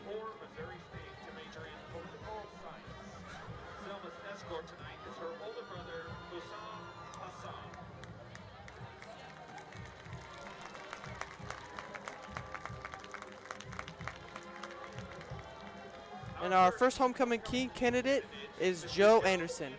Joe is the son of Heather and Steve Anderson. Joe has been a member of broadcasting, tennis, and basketball for 3 years. He has also been involved in German Honor Society, National Honor Society, and men's choir for 2 years. And his sophomore year, Joe was the National History Day state champion. After high school, Joe plans to attend a 4-year university. Tonight, Joe is escorted by his mother, Heather Anderson. After high school, Joe plans to attend a 4-year university. Tonight, Joe is escorted by his mother, the one and only Heather Anderson.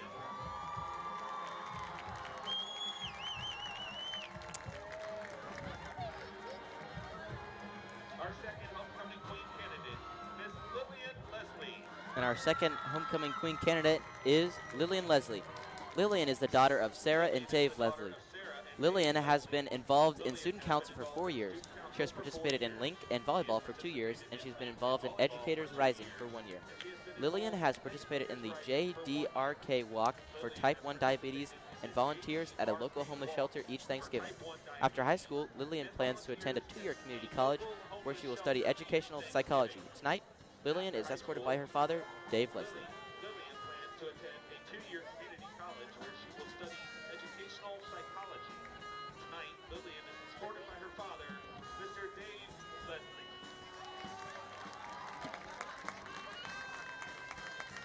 Our second homecoming king candidate. Our second homecoming king candidate is Jackson Bodenson. Bodenson is the son of Krista and Jeff Bodenson. Jackson has participated in baseball for 4 years, soccer for 3 years, and basketball and Link for 2 years. Jackson has also participated in football and Educators Rising for 1 year. He has volunteered at Ronald McDonald House, the Dave Bosque Christmas Drive, and the Liberty Food Pantry. Jackson has also made and delivered care packages for the homeless and tutored special needs students. He plans to attend a 4-year university on a baseball and academic scholarship, where he intends to study physical therapy or sports medicine. Jackson's escort this evening is his mother, Krista Bodenson. Jackson's escort this evening is his mother, Krista Bodenson.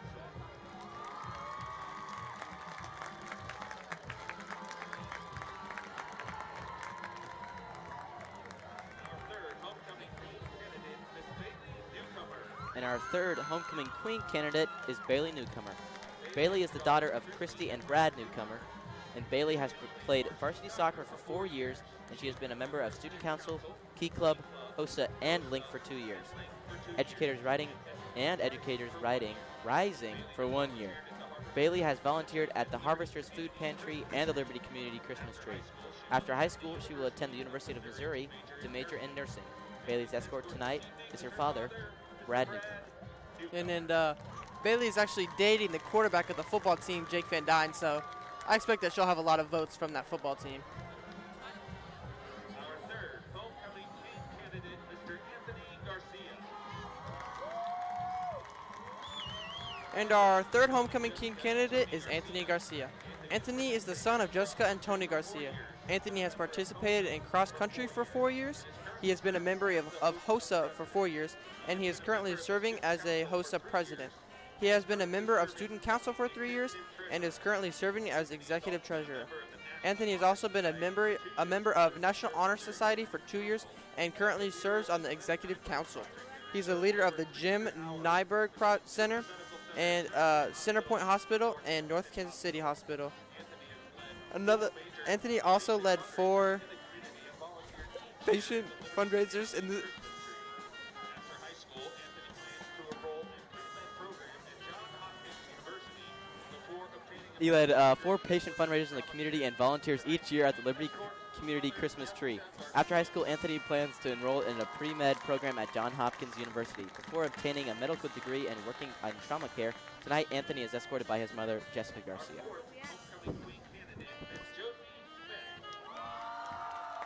Our fourth homecoming queen candidate is Josie Smith. Josie is the daughter of Don and Paul Smith. Josie has participated in HOSA for 4 years and is currently a member of HOSA's Executive Council. She has played volleyball for 3 years and has been a member of Student Council, National Honor Society, and Link for 2 years. She's also in the trap shooting and Key Club for 1 year. Outside of school, she volunteers at Harvesters and helps with the Glenn Nyberg Project. After high school, Josie plans to go into the medical field, majoring in biology before getting a medical degree. Tonight, Josie is escorted by her father, Paul Smith.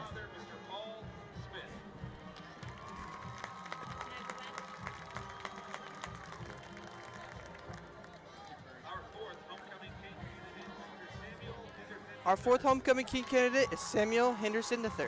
Samuel is the son of Kara and Samuel Henderson. Samuel has been a member of the football team for 4 years. He's also participated in basketball, track, and link for 2 years, and student ambassador for 1 year. After high school, Samuel plans to play college football and pursue a business or law degree. Tonight, Samuel is escorted by his mother, Kara Henderson.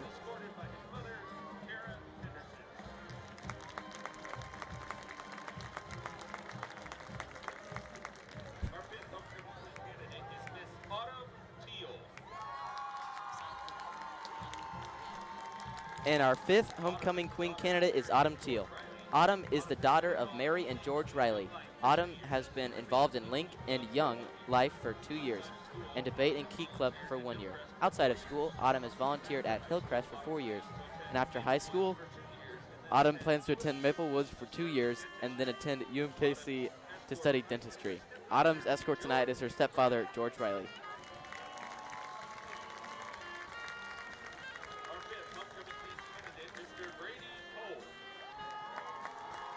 Our fifth homecoming king candidate is the one and only Brady Pohl.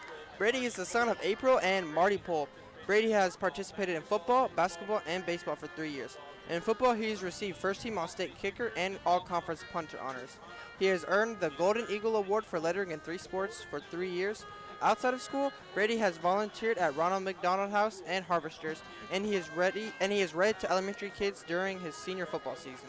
After high school, Brady plans on attending a 4-year university where he hopes to play football and baseball. Tonight, Brady's escorted by his mother, April Pohl.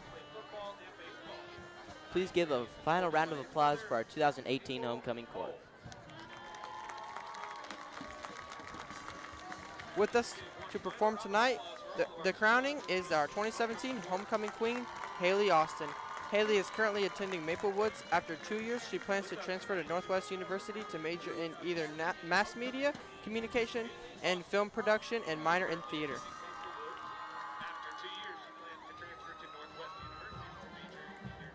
Joining Haley is our homecoming prince, Paul Hittner, and our homecoming princess, Aniston McCulley. Paul is the son of Kristen and Chris Hittner. Kristen has taught business and marketing and has been a DECA advisor at Liberty North for 8 years. Paul's dad, Chris, is a business development manager at ProStaff. Paul is 4 years old, is in pre-K at St. James Catholic School. He loves going to Worlds of Fun, playing with trains, and Lightning McQueen. Paul has one sister, Molly, who is 2 years old. And Aniston is the daughter of Adam and Kelly McCulley. Adam has taught algebra for 6 years at Liberty North and is the coach of the Liberty North track team. Aniston's mom, Kelly, is also a teacher and has taught first grade for 13 years. Aniston attends Nashua Elementary School and is in 2nd grade. She enjoys drawing and dancing, and she loves going on trips to Disneyland Paris, and Disney World. Her favorite 2 adventures were going to the top of the Eiffel Tower and riding the boats in Venice, Italy. Aniston has 2 brothers, Caden, who is 12 years old and in 7th grade at Newmark, and Landon, who is 11 years old and is at 5th grade at Nashua Elementary School.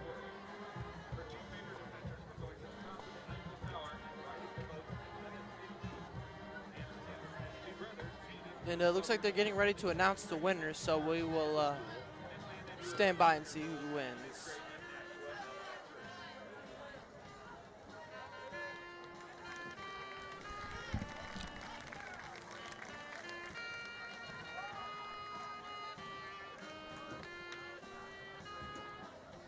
At this time, we are pleased to announce our our 2018 Liberty North Homecoming King,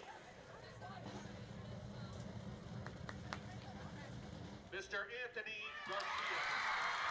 And it looks like Anthony Garcia is our homecoming king. So congrats to Anthony Garcia. That's a real huge life milestone. I mean, that's something you could tell your kids about.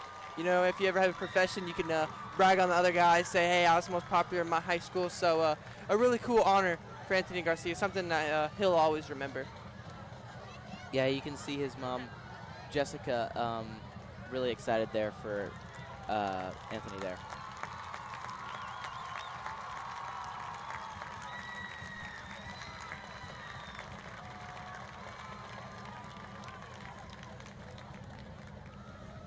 And it looks like they are announcing the homecoming queen. About ready to present the crown to our next homecoming queen. And our 2018 Homecoming Queen, Miss Selma Khalil. And it looks like it's going to be Selma Khalil as the next homecoming queen. Yeah, congratulations to her. That's a really special moment she can share with her brother. Just like for her, something she'll always remember. And absolutely crazy moment for both of those two. And so congratulations to them, and just a big moment in their lives, something that you really never forget. Yeah, so our homecoming court is going to be, our queen was Selma Khalil and our king, Anthony Garcia.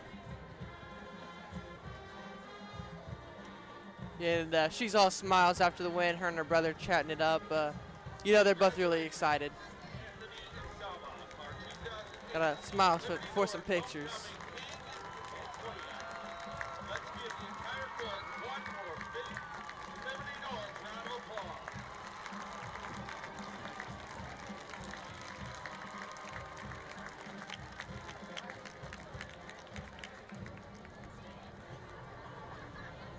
All right, and then one more word from about our sponsors. North Nation Sports Game of the Week is brought to you by Hawthorne Bank, serving communities all over the Northland and Liberty at 5 Victory Lane. All North Nation games are live streamed to northnationmedia.com, Channel 1. Tell your friends and relatives all over the country to watch northnationmedia.com, and if you're into Twitter, follow us at @knet_news for updates and news from every angle.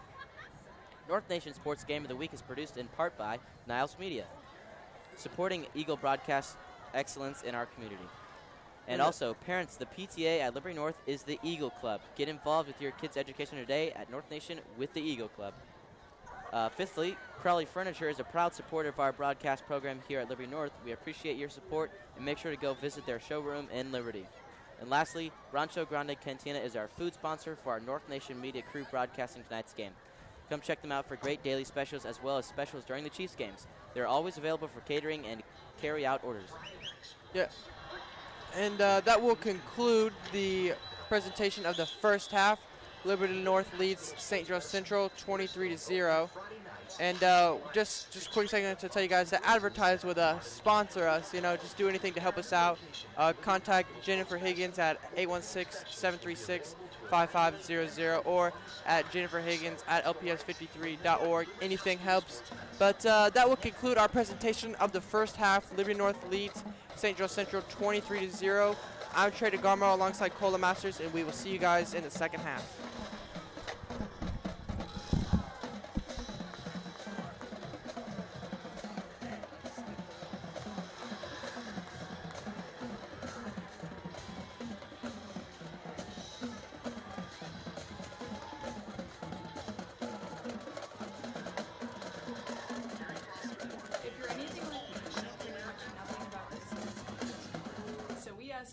Questions about themselves.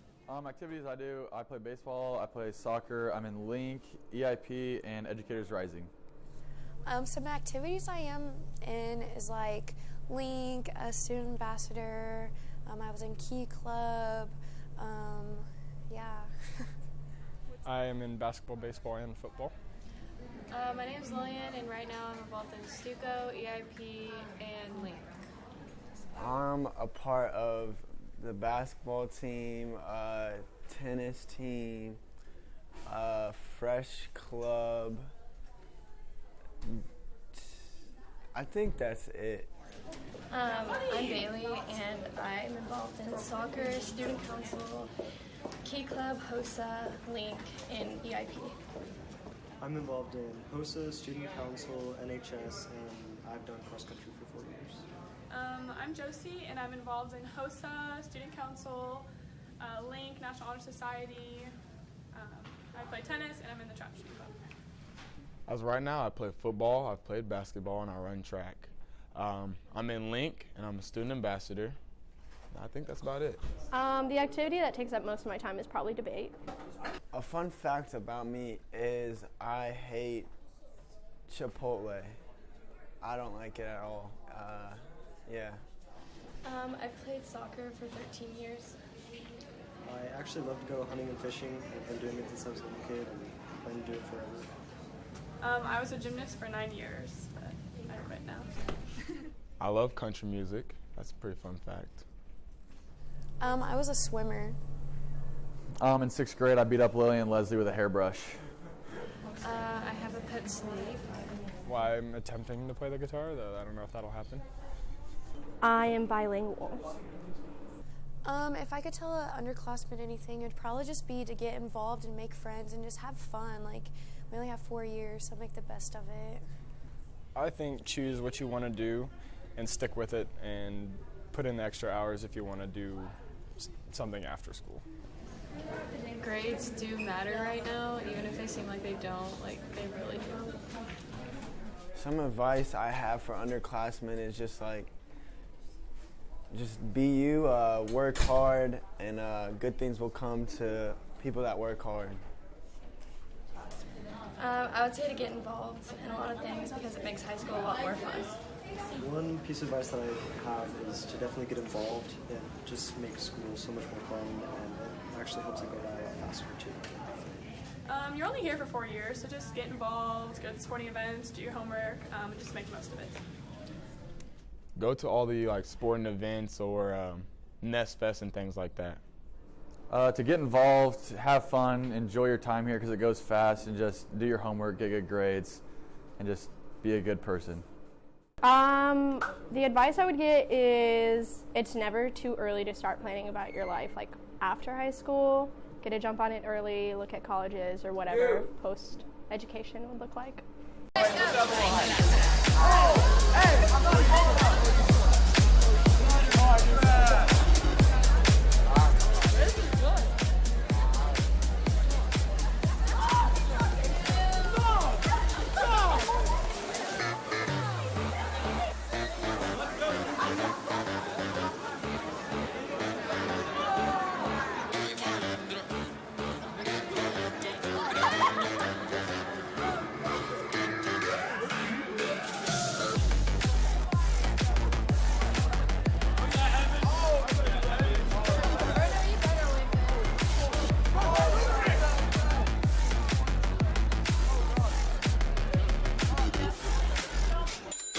Liberty North just recently attached a new addition to the sporting complex. With new bathrooms and a concession stand that is much closer to the bleachers, this opens up multiple opportunities to fans enjoying the games. Fully stocked, ready to go. It's been used already for some events, so it is good to go. Eagle Club is currently in charge of the concession stand. And through Eagle Club, different groups and organizations sign up to run concessions like we've done for the first 8 years we've been open. That concession stand is just like any other one, so we have a big raffle or a big sign-up day that all groups sign up, but there will be students who are part of those groups that work in there as well. The stadium was built first, then the concession stand. This leaves many people wondering if this opens up more opportunity for expansion. There's always room for growth and development of any sport venue based on needs and wants and desires. We will add more bleachers in the future to help our expanding student section in our band, and more on the visitor side eventually because more fans come on the visiting teams. People are very excited to have new, closer concession stands, and you should too. On a football game, we got 5,000 people out there. It is packed. On a soccer game, we may have 500 people out there, and we get a lot of business that comes through there. So get prepared to get some delicious snacks next time you're out at the game. So this is a service project for Stuco, and we're making flowers and notes for kids who are sick at Children's Mercy. And then you make your flower, attach a note, and then we're going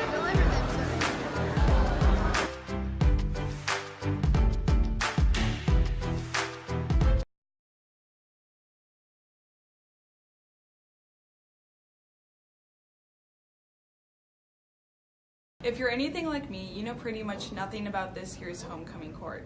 So we asked them a few questions about themselves. Activities I do, I play baseball, I play soccer, I'm in Link, EIP, and Educators Rising. Some activities I am in is like Link, a student ambassador. I was in Key Club. Yeah. I am in basketball, baseball, and football. My name is Lillian, and right now I'm involved in Stuco, EIP, and Link. I'm a part of the basketball team, tennis team, fresh club. I think that's it. I'm Bailey, and I'm involved in soccer, student council, Key Club, HOCO, Link, and EIP. I'm involved in HOCO, student council, LNHS, and I've done cross country for 4 years.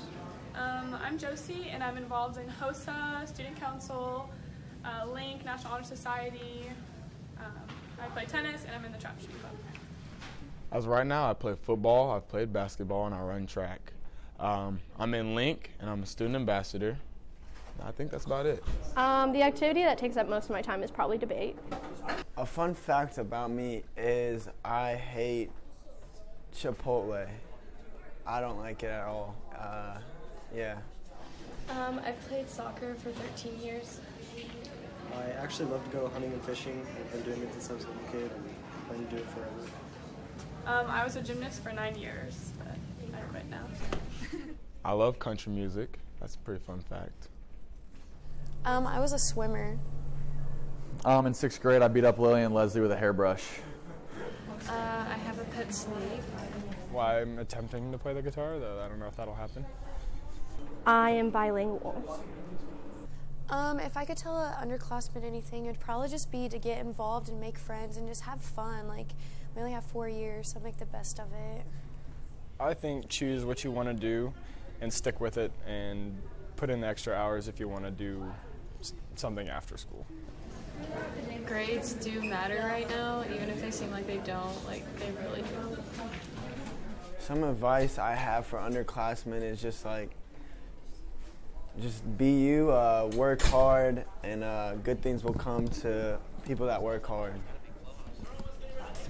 I would say to get involved in a lot of things because it makes high school a lot more fun. One piece of advice that I have is to definitely get involved. It just makes school so much more fun. And we're back, Liberty North, and look at that. Not even skipping a beat. Keyshawn Turner is going to take the first play of the second half for a touchdown. Sorry there. We had that video running along. And Not we had a little Keyshawn, bit Warren Bennett. Was it Warren Bennett? Yeah, we're just getting back. It's all good. And, look, we're going back to the video. Oh, yeah, and we're back. Sorry, we had that video, and then we had a little bit problem to get it back to the game. But yeah, St. Joe Central's a little bit like us. They're not quite back for the second half. Yeah, this one looked like some of them look like they're still kind of in halftime mode right now. So they just score on that first play of the game, or the first play of the second half. Yeah, that's just a huge start to the second half for the Eagles. I mean, there's no better way to start off a half than to take the opening kick for a touchdown. Great return from Warren Bennett. He had a huge week last week, and add a little something for this week as he returned this kick for a touchdown. And another kick by Brady Pohl. That's going to be good. That's going to be good for his, looks like, 13th point of the game. He's got 3 field goals. No. Oh, no, I want him on my fantasy team, though. 12th point of the game. That's what it is. Yeah, 12 points for Brady Pohl. Yeah, big day so far for him. Not even 20 seconds into the third quarter, and LNHS is already on the board again. It's not even like they got the ball. They're just going to kick it off again. And we're going to go to the replay since we didn't see it the first time in real time. Let's see Warren Bennett get this touchdown. So let's see how much of this we could get. And just the tail end of it, but you can see the excitement from Zach Willingham, Davison, Garrett Lynn, and Austin Haas as they come in. Just a huge start to the second half for them.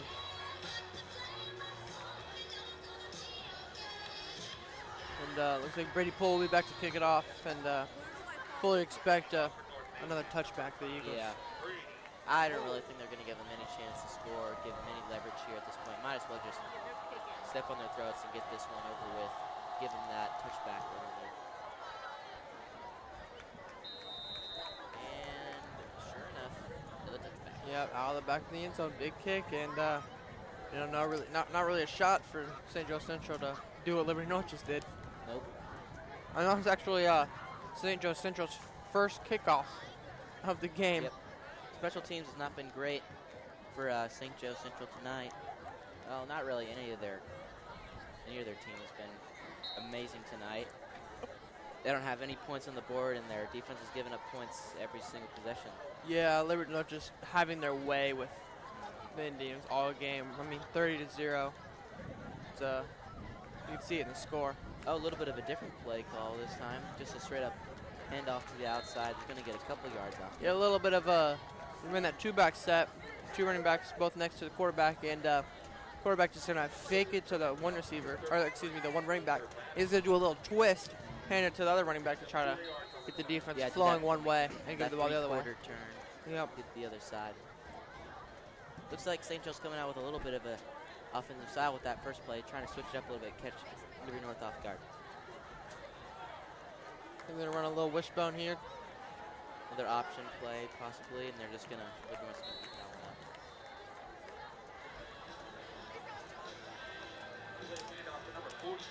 I couldn't quite tell how much he got out of that, but a pretty good little gain for the Indians.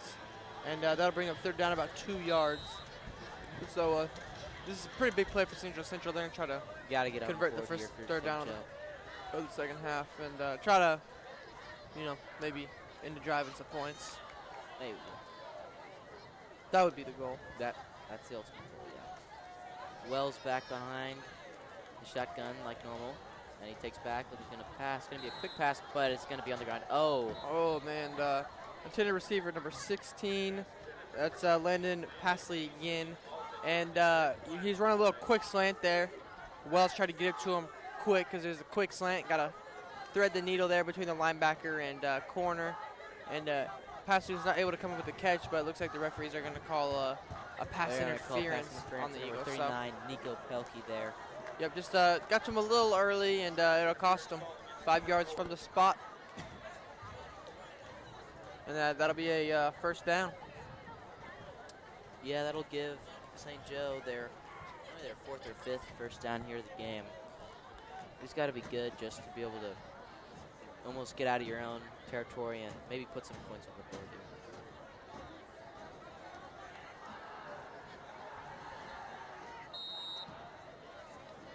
Looks like Wells in the shotgun again. Two-back set and another quick slant. And that's going to be a completed pass. They've had a lot of success passing so far in the game. And I believe we had some graphics of Taylor Wells in his season so far. See if we can get some of that pulled up. That catch was made by number 7, Cooper Zond, the senior, 6'2", 170. Yeah, nice job of holding on to that one as he got hit from behind but was able to hold on to it. Oh, another handoff. Number 44, Alex Pressman still. Yeah, they've been giving him the ball quite a bit on these past few drives. Has been fairly quiet in past games, but this game they really have been trying to get him acclimated into the offense.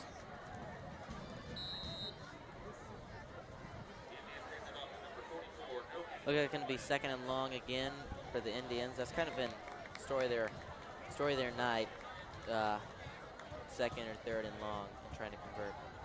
Again to Pressman as he gets a 3 or 4 yard gain, making it a little bit more manageable there. Yeah, he had a little bit of a hole up the middle to run through, but he was stopped fairly quickly, but not until after about a 4 yard gain. So they're going to bring up third down about 6 yards, fairly manageable third down for the Indians, and I expect them to go back to their little bootleg pass to the outside that's been working for them, especially on these third downs. Yeah, they set up again. In the shotgun, your back set. There's a quick throw, and looks like it's going to be completed again to number 7, Cooper Zond. And that 2 catches on this drive for him. He actually had a touchdown a few weeks ago. That's his only touchdown of the year. So, doing pretty good this game compared to his last few games.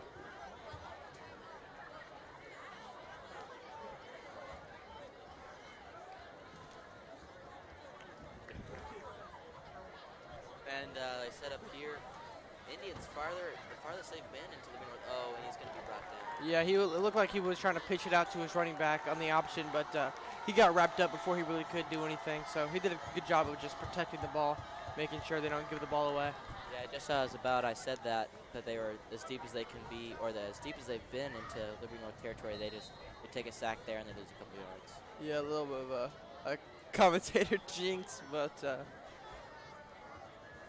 we don't subscribe to that theory, so not our fault.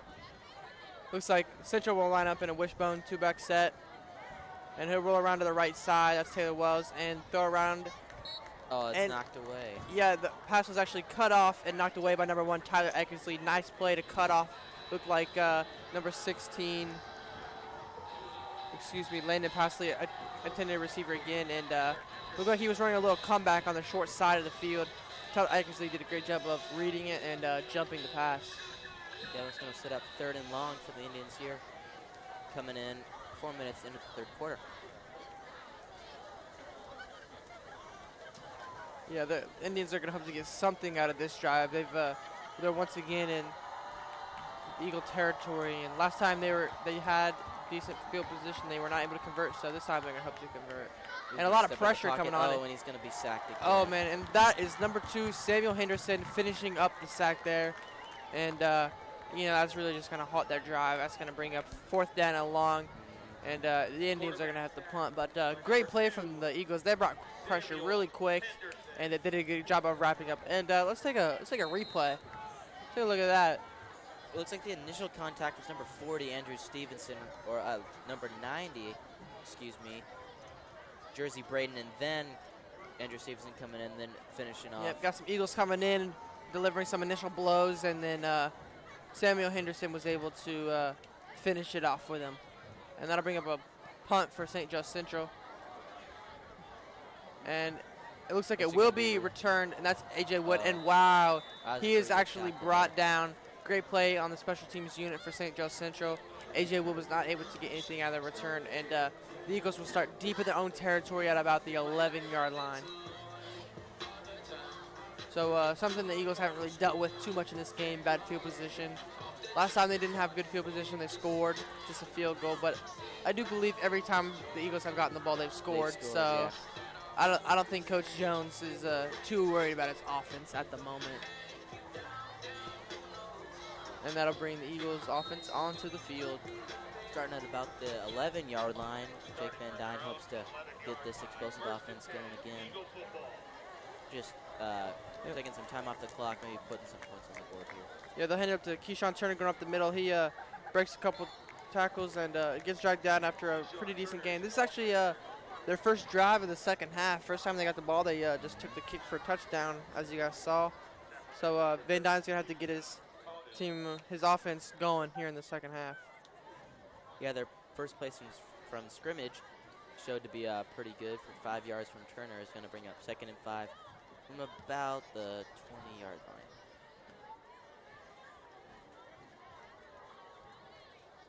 A little quick pass to A.J. Wood. And, he's going to try to get around the outside. And he will pick up the first down. Looks like they gained about 6 or 7 yards.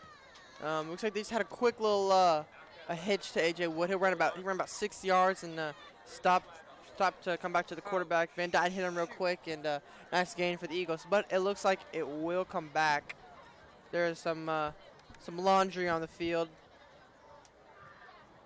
I believe it's on the Eagles, but we'll have to wait for the signal from the referee.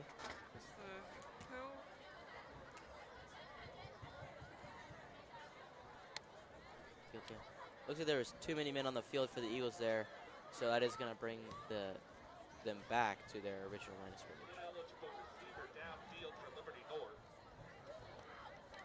Yeah, that'd be a 5-yard penalty. And it's things like that that really kill drives, just mental mistakes. Like Coach Jones was talking about, we talked to him, he wanted his team to refine themselves, chip away at the little things.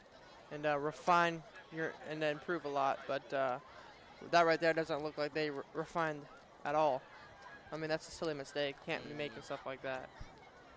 Well, after all that, it looks like this would be the equivalent of just one incomplete pass from first down. And it's going to be a complete pass to and some shiftiness from Warren Bennett. From Warren Bennett, and he's going to get a first down there. Yeah, he picked up a nice block on the outside, and he did a good job of going right off the butt of Braden Servino, going around the outside. And he had a running lane. He went right through it, shimmied away from a defender, and kind of drove through a tackle, got a couple yards after contact. He was eventually drugged down, but not after a nice gain. And it looks like we have a St. Joe Central defender injured on that play. Didn't quite see a number. So Eagles will take a knee just to respect the injured player.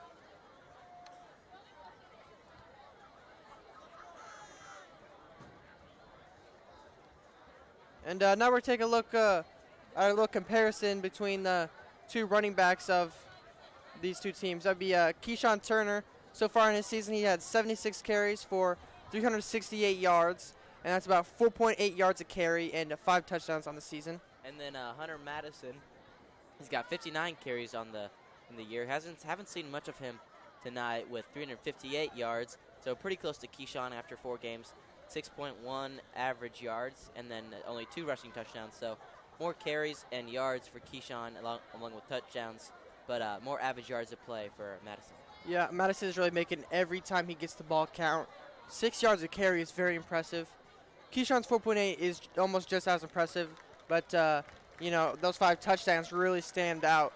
Keyshawn's really having a great year so far. The junior running back, he's a big man, 6'1", 220 pounds, really runs the ball hard, but Hunter Madison's also a pretty big kid, and he showed that he could run the ball really well. 358 yards on only about 60 carries so far in the year. I mean, that's impressive stuff.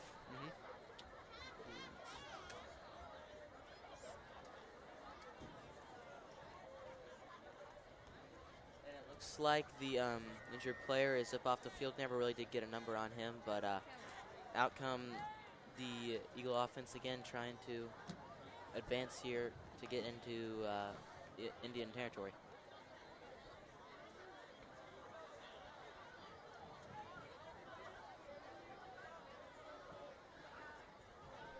So it looks like Van Dyne will lead his team back out onto the field after that injury timeout. And they'll start off with 2 receivers to the right with Keyshawn in the backfield. Try a little hard snap and give it to Keyshawn up the middle. Keyshawn will bounce it to the left side of the field, and got a block. Yeah, got a nice block from Braden Stravino, and then ran right through the corner for a really hard, about 15 yards it looks like. A pretty big game from Keyshawn Turner. Nice run. Yes, he hasn't had a big, huge commanding game as he had in the past because they haven't really ran many plays on offense, and they also had a bunch of receiving touchdowns and then receiving plays. So you haven't had a bunch of Keyshawn, but you have seen glimpses of him. He's probably got 80 rushing yards, so it's really good to see him being able to get out there and make plays. Yeah, we actually don't have the stats on him, but that's just a guess. And Keyshawn's really done a great job of. And it looked like he was down already. Yeah, but he's going to be down by contact. Keyshawn's done a great job of making the most of every time he gets the ball, as he picks up about 5 yards there. St. Joe Central believes they have the ball, but it looks like the referees are signaling it dead. And Liberty North's offense will stay on the field. Yeah, and they signal it as Liberty North ball, as we suspected. And we'll have about a 2nd down and 5 coming up for the Eagles. Looks like they have a 1-back set. And it will be a little sweep to Keyshawn on the outside, a little zone read. And another big play from the Eagles, the big run play. Keyshawn there. Yeah, most of the big plays for the Eagles so far have been passing plays, but Keyshawn's showing that they can get it done on the ground too. Yeah, it's going to be about a 10 or 15-yard gain there from Keyshawn. Bring him into Indian territory and set up another scoring drive. And that's really how you get your offensive line into the game. It's when you just start grounding and pounding. I mean, like, offensive line, they don't love the pass block. They're just shuffling their feet and trying to stay still. But on these run plays, they can go out and they can go after safeties. They can go after linebackers, and they can really try to put people on their back, and that's when you get them really rolling. And looks like another decent play. They'll pick up about 3 or 4 yards. Keyshawn tackled by two St. Joe Central defenders after he runs one over. And it looks like Liberty North will stick to running the ball so far on this drive, as that's what has kept the chains moving on this drive. Yeah, it's going to bring up 2nd and 7. So maybe a couple more runs will give him a first down here. They're averaging about 5 yards a carry on a year. Just give him the ball twice. That's a first down. And it looks like that's kind of Coach Jones' mentality so far on this drive. And it looks like they will fake it to Keyshawn, and Van Dyne will air it out deep. And he is an open man, and Braden Servino. Look at him go. His first touchdown of the year. It's going to be a touchdown for Servino. And can we say it? He mossed him. I mean, wow. He went right up over, high-pointed the ball right in the end zone, showing off those great hands that he hasn't had much of a chance to show off so far in this game. And, wow. And let's take a replay of that. I need to see that again. That was fantastic. And watch. Oh, my goodness. Just showing off the hands. And really, it was good coverage, but Van Dyne did a great job of putting it right where only Servino could get it, and Stu went up and grabbed it over the St. Joe Central defender for a nice 6 points. Yeah, Stu 6'2", tall guy, was able to get over the defense there and be able to get that touchdown. Yep, and Pohl with the extra point, that is good, and that'll bring up a 37-0 lead for the Liberty North Eagles over the St. Joe Central Indians. Yeah, so we've got 2 touchdowns from A.J. Wood, one from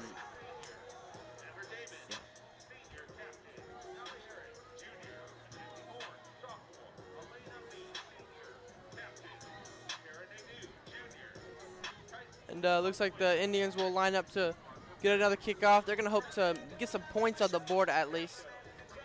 And let's take a look at St. Joe Central's quarterback, Taylor Wells. Stats on the season. This is before this game. So he has 70 attempts. He's completed 30 of those. That's about 43%. And for 334 yards and 3 touchdowns.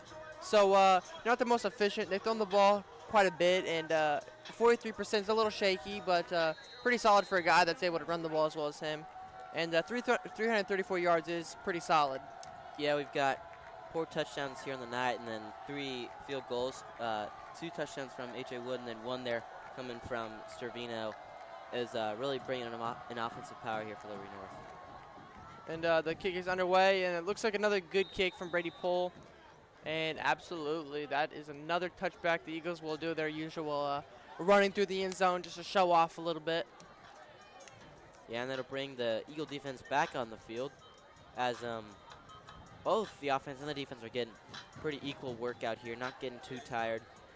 But I think St. Joe is having a little bit of a tough time having to run off the field all the time, because we do have a couple players playing on both sides of their ball. Normally they're really good players, like the players they have that are really good. Landon Palsy and Alex Cottle both play on both sides of the ball. And it looks like they're getting a little bit tired, not getting great offensive Yeah, and it looks power like they're from doing a little bit of a wildcat here. They're going to get a pass play, and it looks like it's going to be incomplete there. Yeah, and that was number 3, Quentin Trotter, throwing the ball there. Haven't seen much of him so far in this game. That pass was incomplete, but it'll be interesting to see if Wells comes back in the game. Maybe he's injured. No, it looks like Trotter is going to take another snap. Maybe. Yeah, maybe he's the backup or something. We don't know the whole roster situation, so. For now, we have Trotter, and they run a little zone read, and Trotter will keep the ball, and he'll get lit up around the outside by Samuel Henderson. He did a great job of making sure that Trotter couldn't bounce it to the outside and stop him in his tracks. A little bit about Trotter. He's a junior, 5'9", 155, a little bit smaller than Wells was, but it looks like he's going to stay in the game. Maybe there's something, they're taking a little precaution with Wells as he is their starting quarterback. Maybe get him checked out and then brought back in the game later. Yeah, and with Trotter, he looks like a smaller guy, but just watching him from the first few plays, he is quick. He's a quick guy, yeah. He's probably got the potential to scramble and then also get out of the pocket quick and make those throws. Throws it around the outside, up the middle. Oh, threw across his body. Not the smartest thing. You don't see that a lot, but tried to throw it back to the middle of the field after rolling to the left, and pass was broken up, almost intercepted by the Eagles, and that'll bring up a 4th down and 8, and St. Joe Central will probably punt again. It looks like they will. Yeah, this is going to be their 6th or 7th 3 and out for the Indians, having one other turnover on downs. But other than this is really all we've been seeing. Punting from within their own territory from the Indians and just trying to keep up on defense. Oh, and it looks like a false start, but I don't think they'll call it. Yeah, it's gotten to a point where. Yeah, at this point in the game, they may not care a lot. And AJ Wood will pick up the punt and go around the right side. Gets a little tripped up there, but it breaks through it. Yeah. Got a pretty good block there, and he looks like he's going to get all the way to about the 15 or the 20 there. Yeah, pretty huge good return. Run by AJ Wood. Huge return from AJ Wood. Showed a lot of passion, a lot of hard running there on that one. He doesn't even care that he's up big. He's trying to get the most out of every time he gets the ball. And even at the end of that run, when he knew he was going to have to go out of bounds, he still put his head down to try to get as many yards as he could. So a lot of passion from that kid.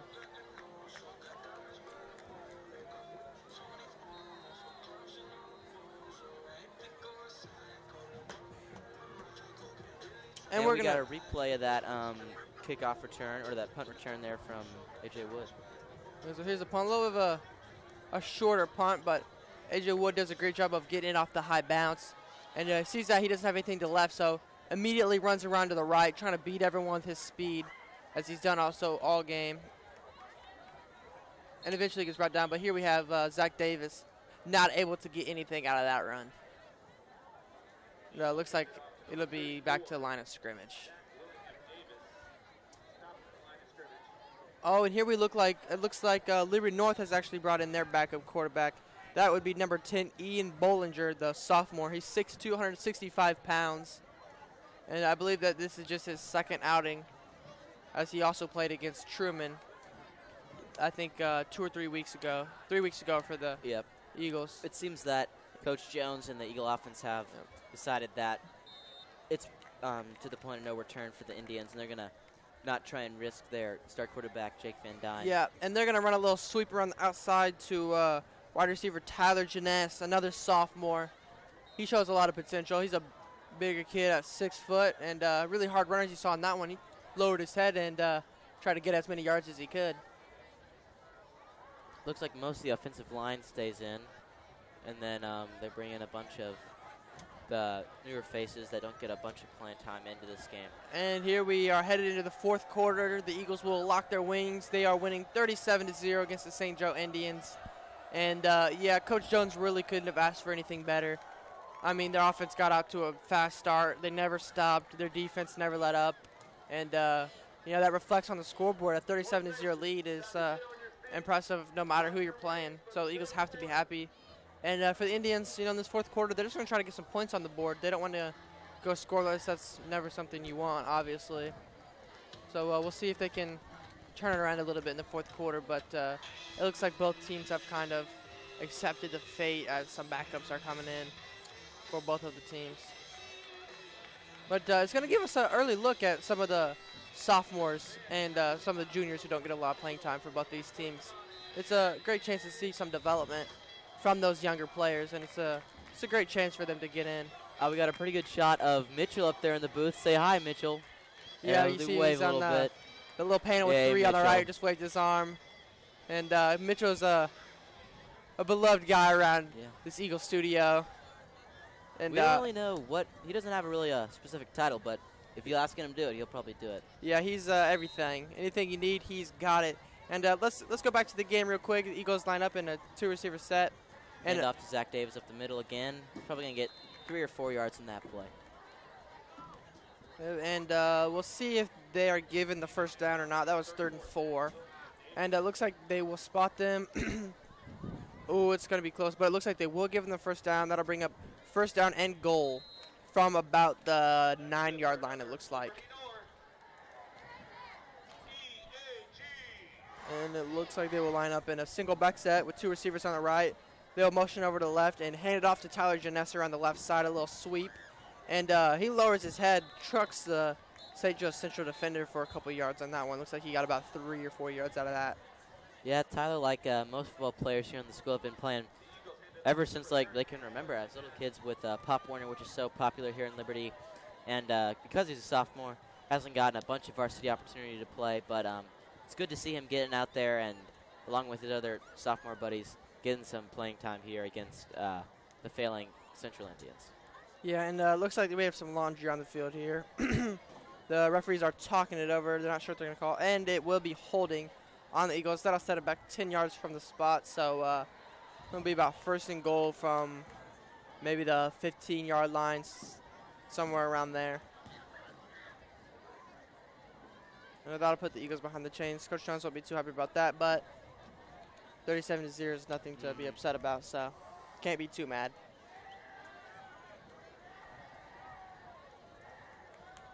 And we've about 11 minutes, 11 seconds here in this 4th quarter. Liberty North leads St. Joe Central 37-0.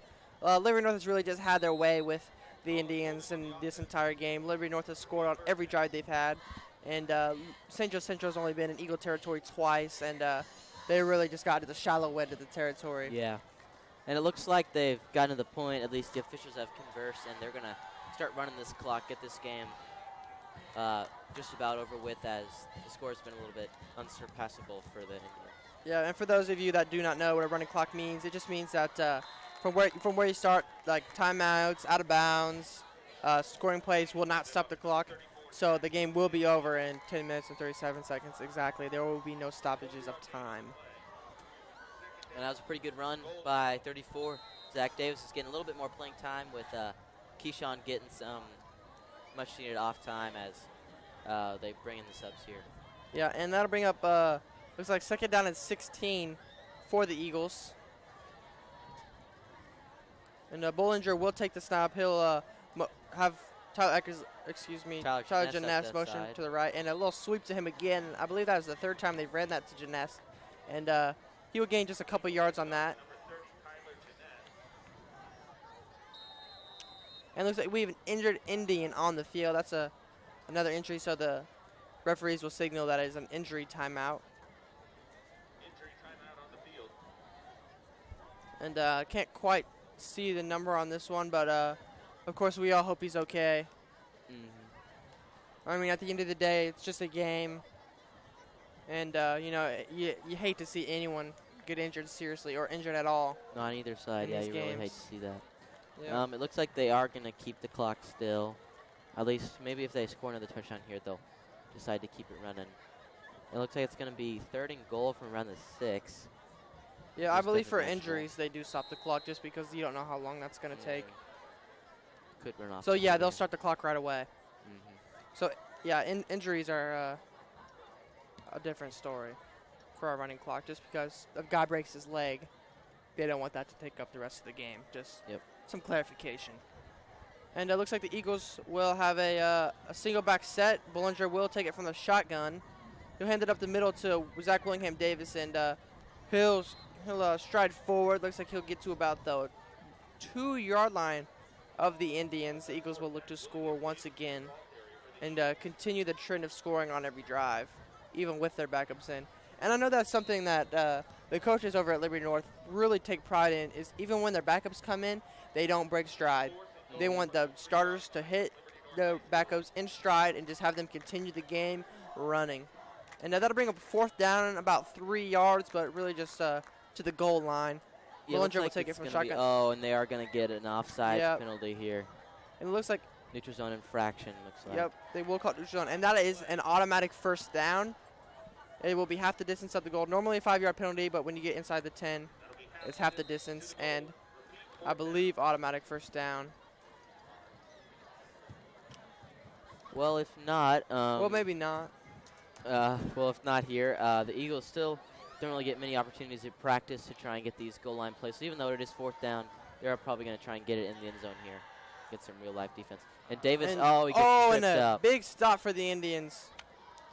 Wow, Zach Davis really just pulled down from his ankles trying to get into the end zone, but he had a little bit of running room and not able to get a touchdown. So that'll bring up 1st down going the other way for the Indians. They are deep in their own territory, about their own 2-yard line. So if the Eagles bring in their subs on defense, they'll get a chance to show that they have some big play potential and get a safety. But it looks like the starters will be coming back on. So not maybe a few subs coming in, but and it looks like it looks like their starters are remaining on the field. They don't want to take any risks. And that's the But first they're gonna drive catch Liberty them off North guard a has little bit. had. They have not scored. Oh, that And could be a safety right there. oh, is it a safety? That's very close. They might give him forward progress. To about the 1, maybe. Yeah, they're gonna. Hard to tell from this angle if it was a safety, but no doubt that the referees at this stage in the game will give the Indians the benefit of the doubt. Yeah, it's really been a rough time for the Indians. This is a tough spot for them to be in, knowing that they've had a majority of their plays being stopped in the backfield and for no gain. So this is a tough point for the Indian offense, but a good striding opportunity for the Liberty North defense trying to get a safety here, maybe.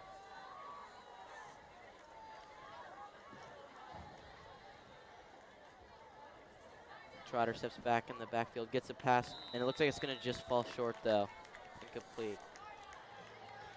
And it looks like Trotter is going to stay in the game, number 3, for number 8, Taylor Wells. So it looks like they're going to take out their starting quarterback for the game, and Trotter's going to stay in for the remainder of this contest. It's going to be around 3rd down 11 from about the 1. I would expect another pass play here because Liberty North has eaten up their rush. And so maybe another pass play, so their defense will probably take a zone here and try and stop this 3rd down conversion.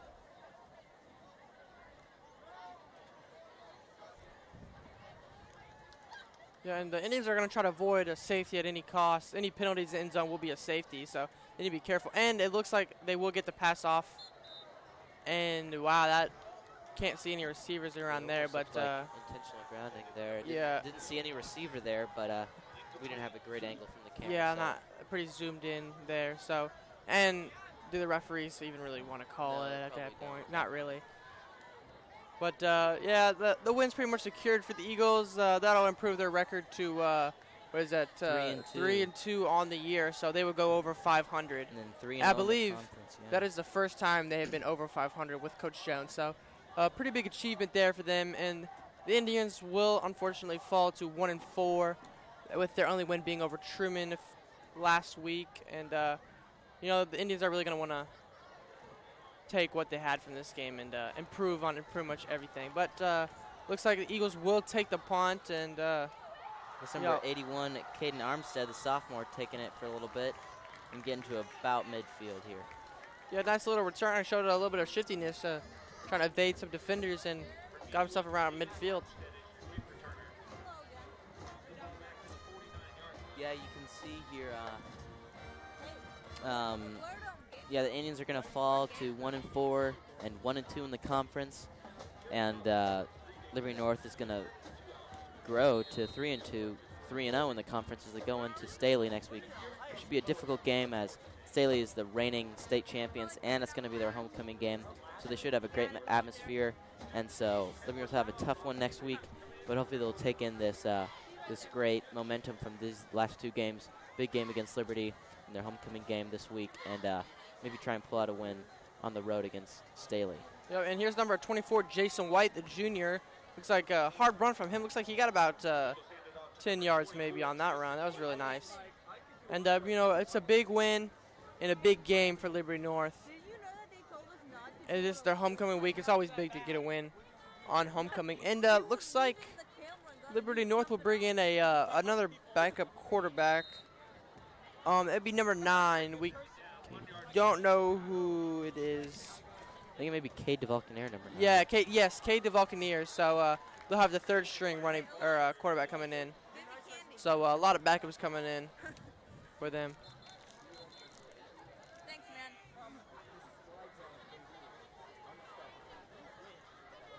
I mean, it looks like we have a injured Eagle on the field. It looks like number 66, Dylan Moore. It looks like. Oh wait, yeah, Dylan Moore. Yeah, and he looks to have a left leg injury or a foot injury maybe. So we hope that he's okay.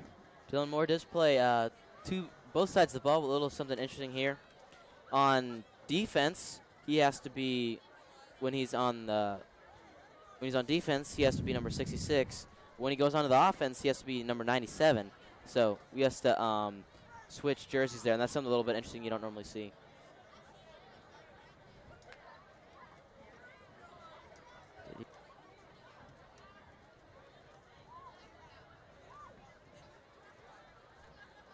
Okay, and let's take a look at the records for everyone in the red suburban red conference. So Staley has the best record in the conference at 4-0, and Liberty North has the second best as they have the tiebreaker over Liberty and Lee Summit. They're a 2-2 record.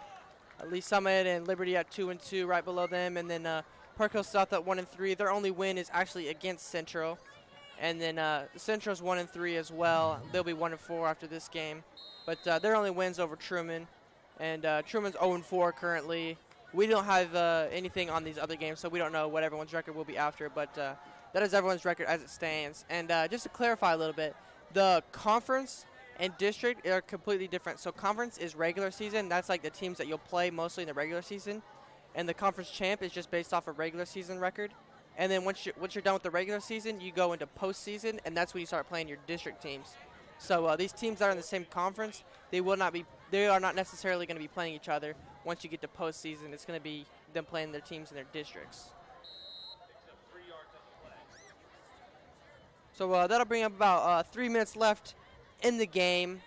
Liberty North still leads 37-0. They'll have the ball at about the St. Joe Central 27-yard line, about 2nd and 7. K.D. Volcanier is at quarterback, and Jason White behind him.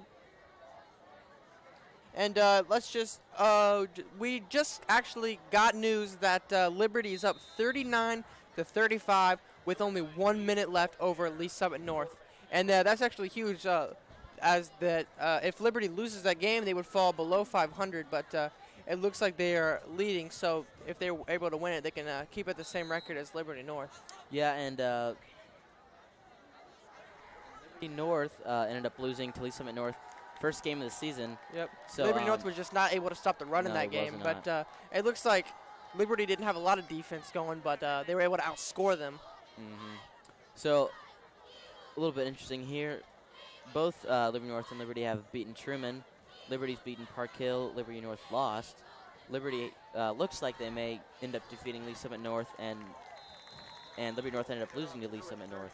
So based on those, it looks like Liberty should have won last week's contest, but Liberty North environment and offense just really stumped out the Blue Jays. Yeah, and Liberty just missed opportunities. They had a lot of great passes from Alex Rush, but the wide receivers weren't able to hold on to a lot of them. And then a couple turnovers really just killed Liberty in that game. So I think Liberty really should have won that game, but they really just beat themselves. DeValcanair, number 9, steps up, is going to be in the shotgun again with about a little bit under a minute and a half left in this game. This should be the last drive for the Eagles, maybe trying to get one last touchdown in, get these offensive subs a little bit of a score here. Yeah, absolutely. This game is going to wind down, and Liberty North has to really be feeling good. This is going to be back-to-back wins for them, and last week against a rival Liberty, huge win. Liberty's obviously a good team. They beat in Park Hill, and it looks like they're going to beat Lee Summit North. Don't want to jinx that one, but they are leading with 1 minute left. And, Liberty has really been capable, and they beat them last week. And St. Joe Central, a conference opponent, and, they're really able to beat them convincingly. So Liberty North has to really be feeling good about the way they've played. And it looks like Liberty North is going to take victory formation here, as K. DeValcanair is just going to kneel, not going to try and keep the Indians bleed here. They're just going to take this last play here to the end of the game. And the game clock and the play clock are actually off by a few seconds, so Liberty North is going to have to take one more kneel before the end of this game. And looks like they're going to continue to do it from the shotgun, which is a little unconventional, but that's just how they do it around Liberty North.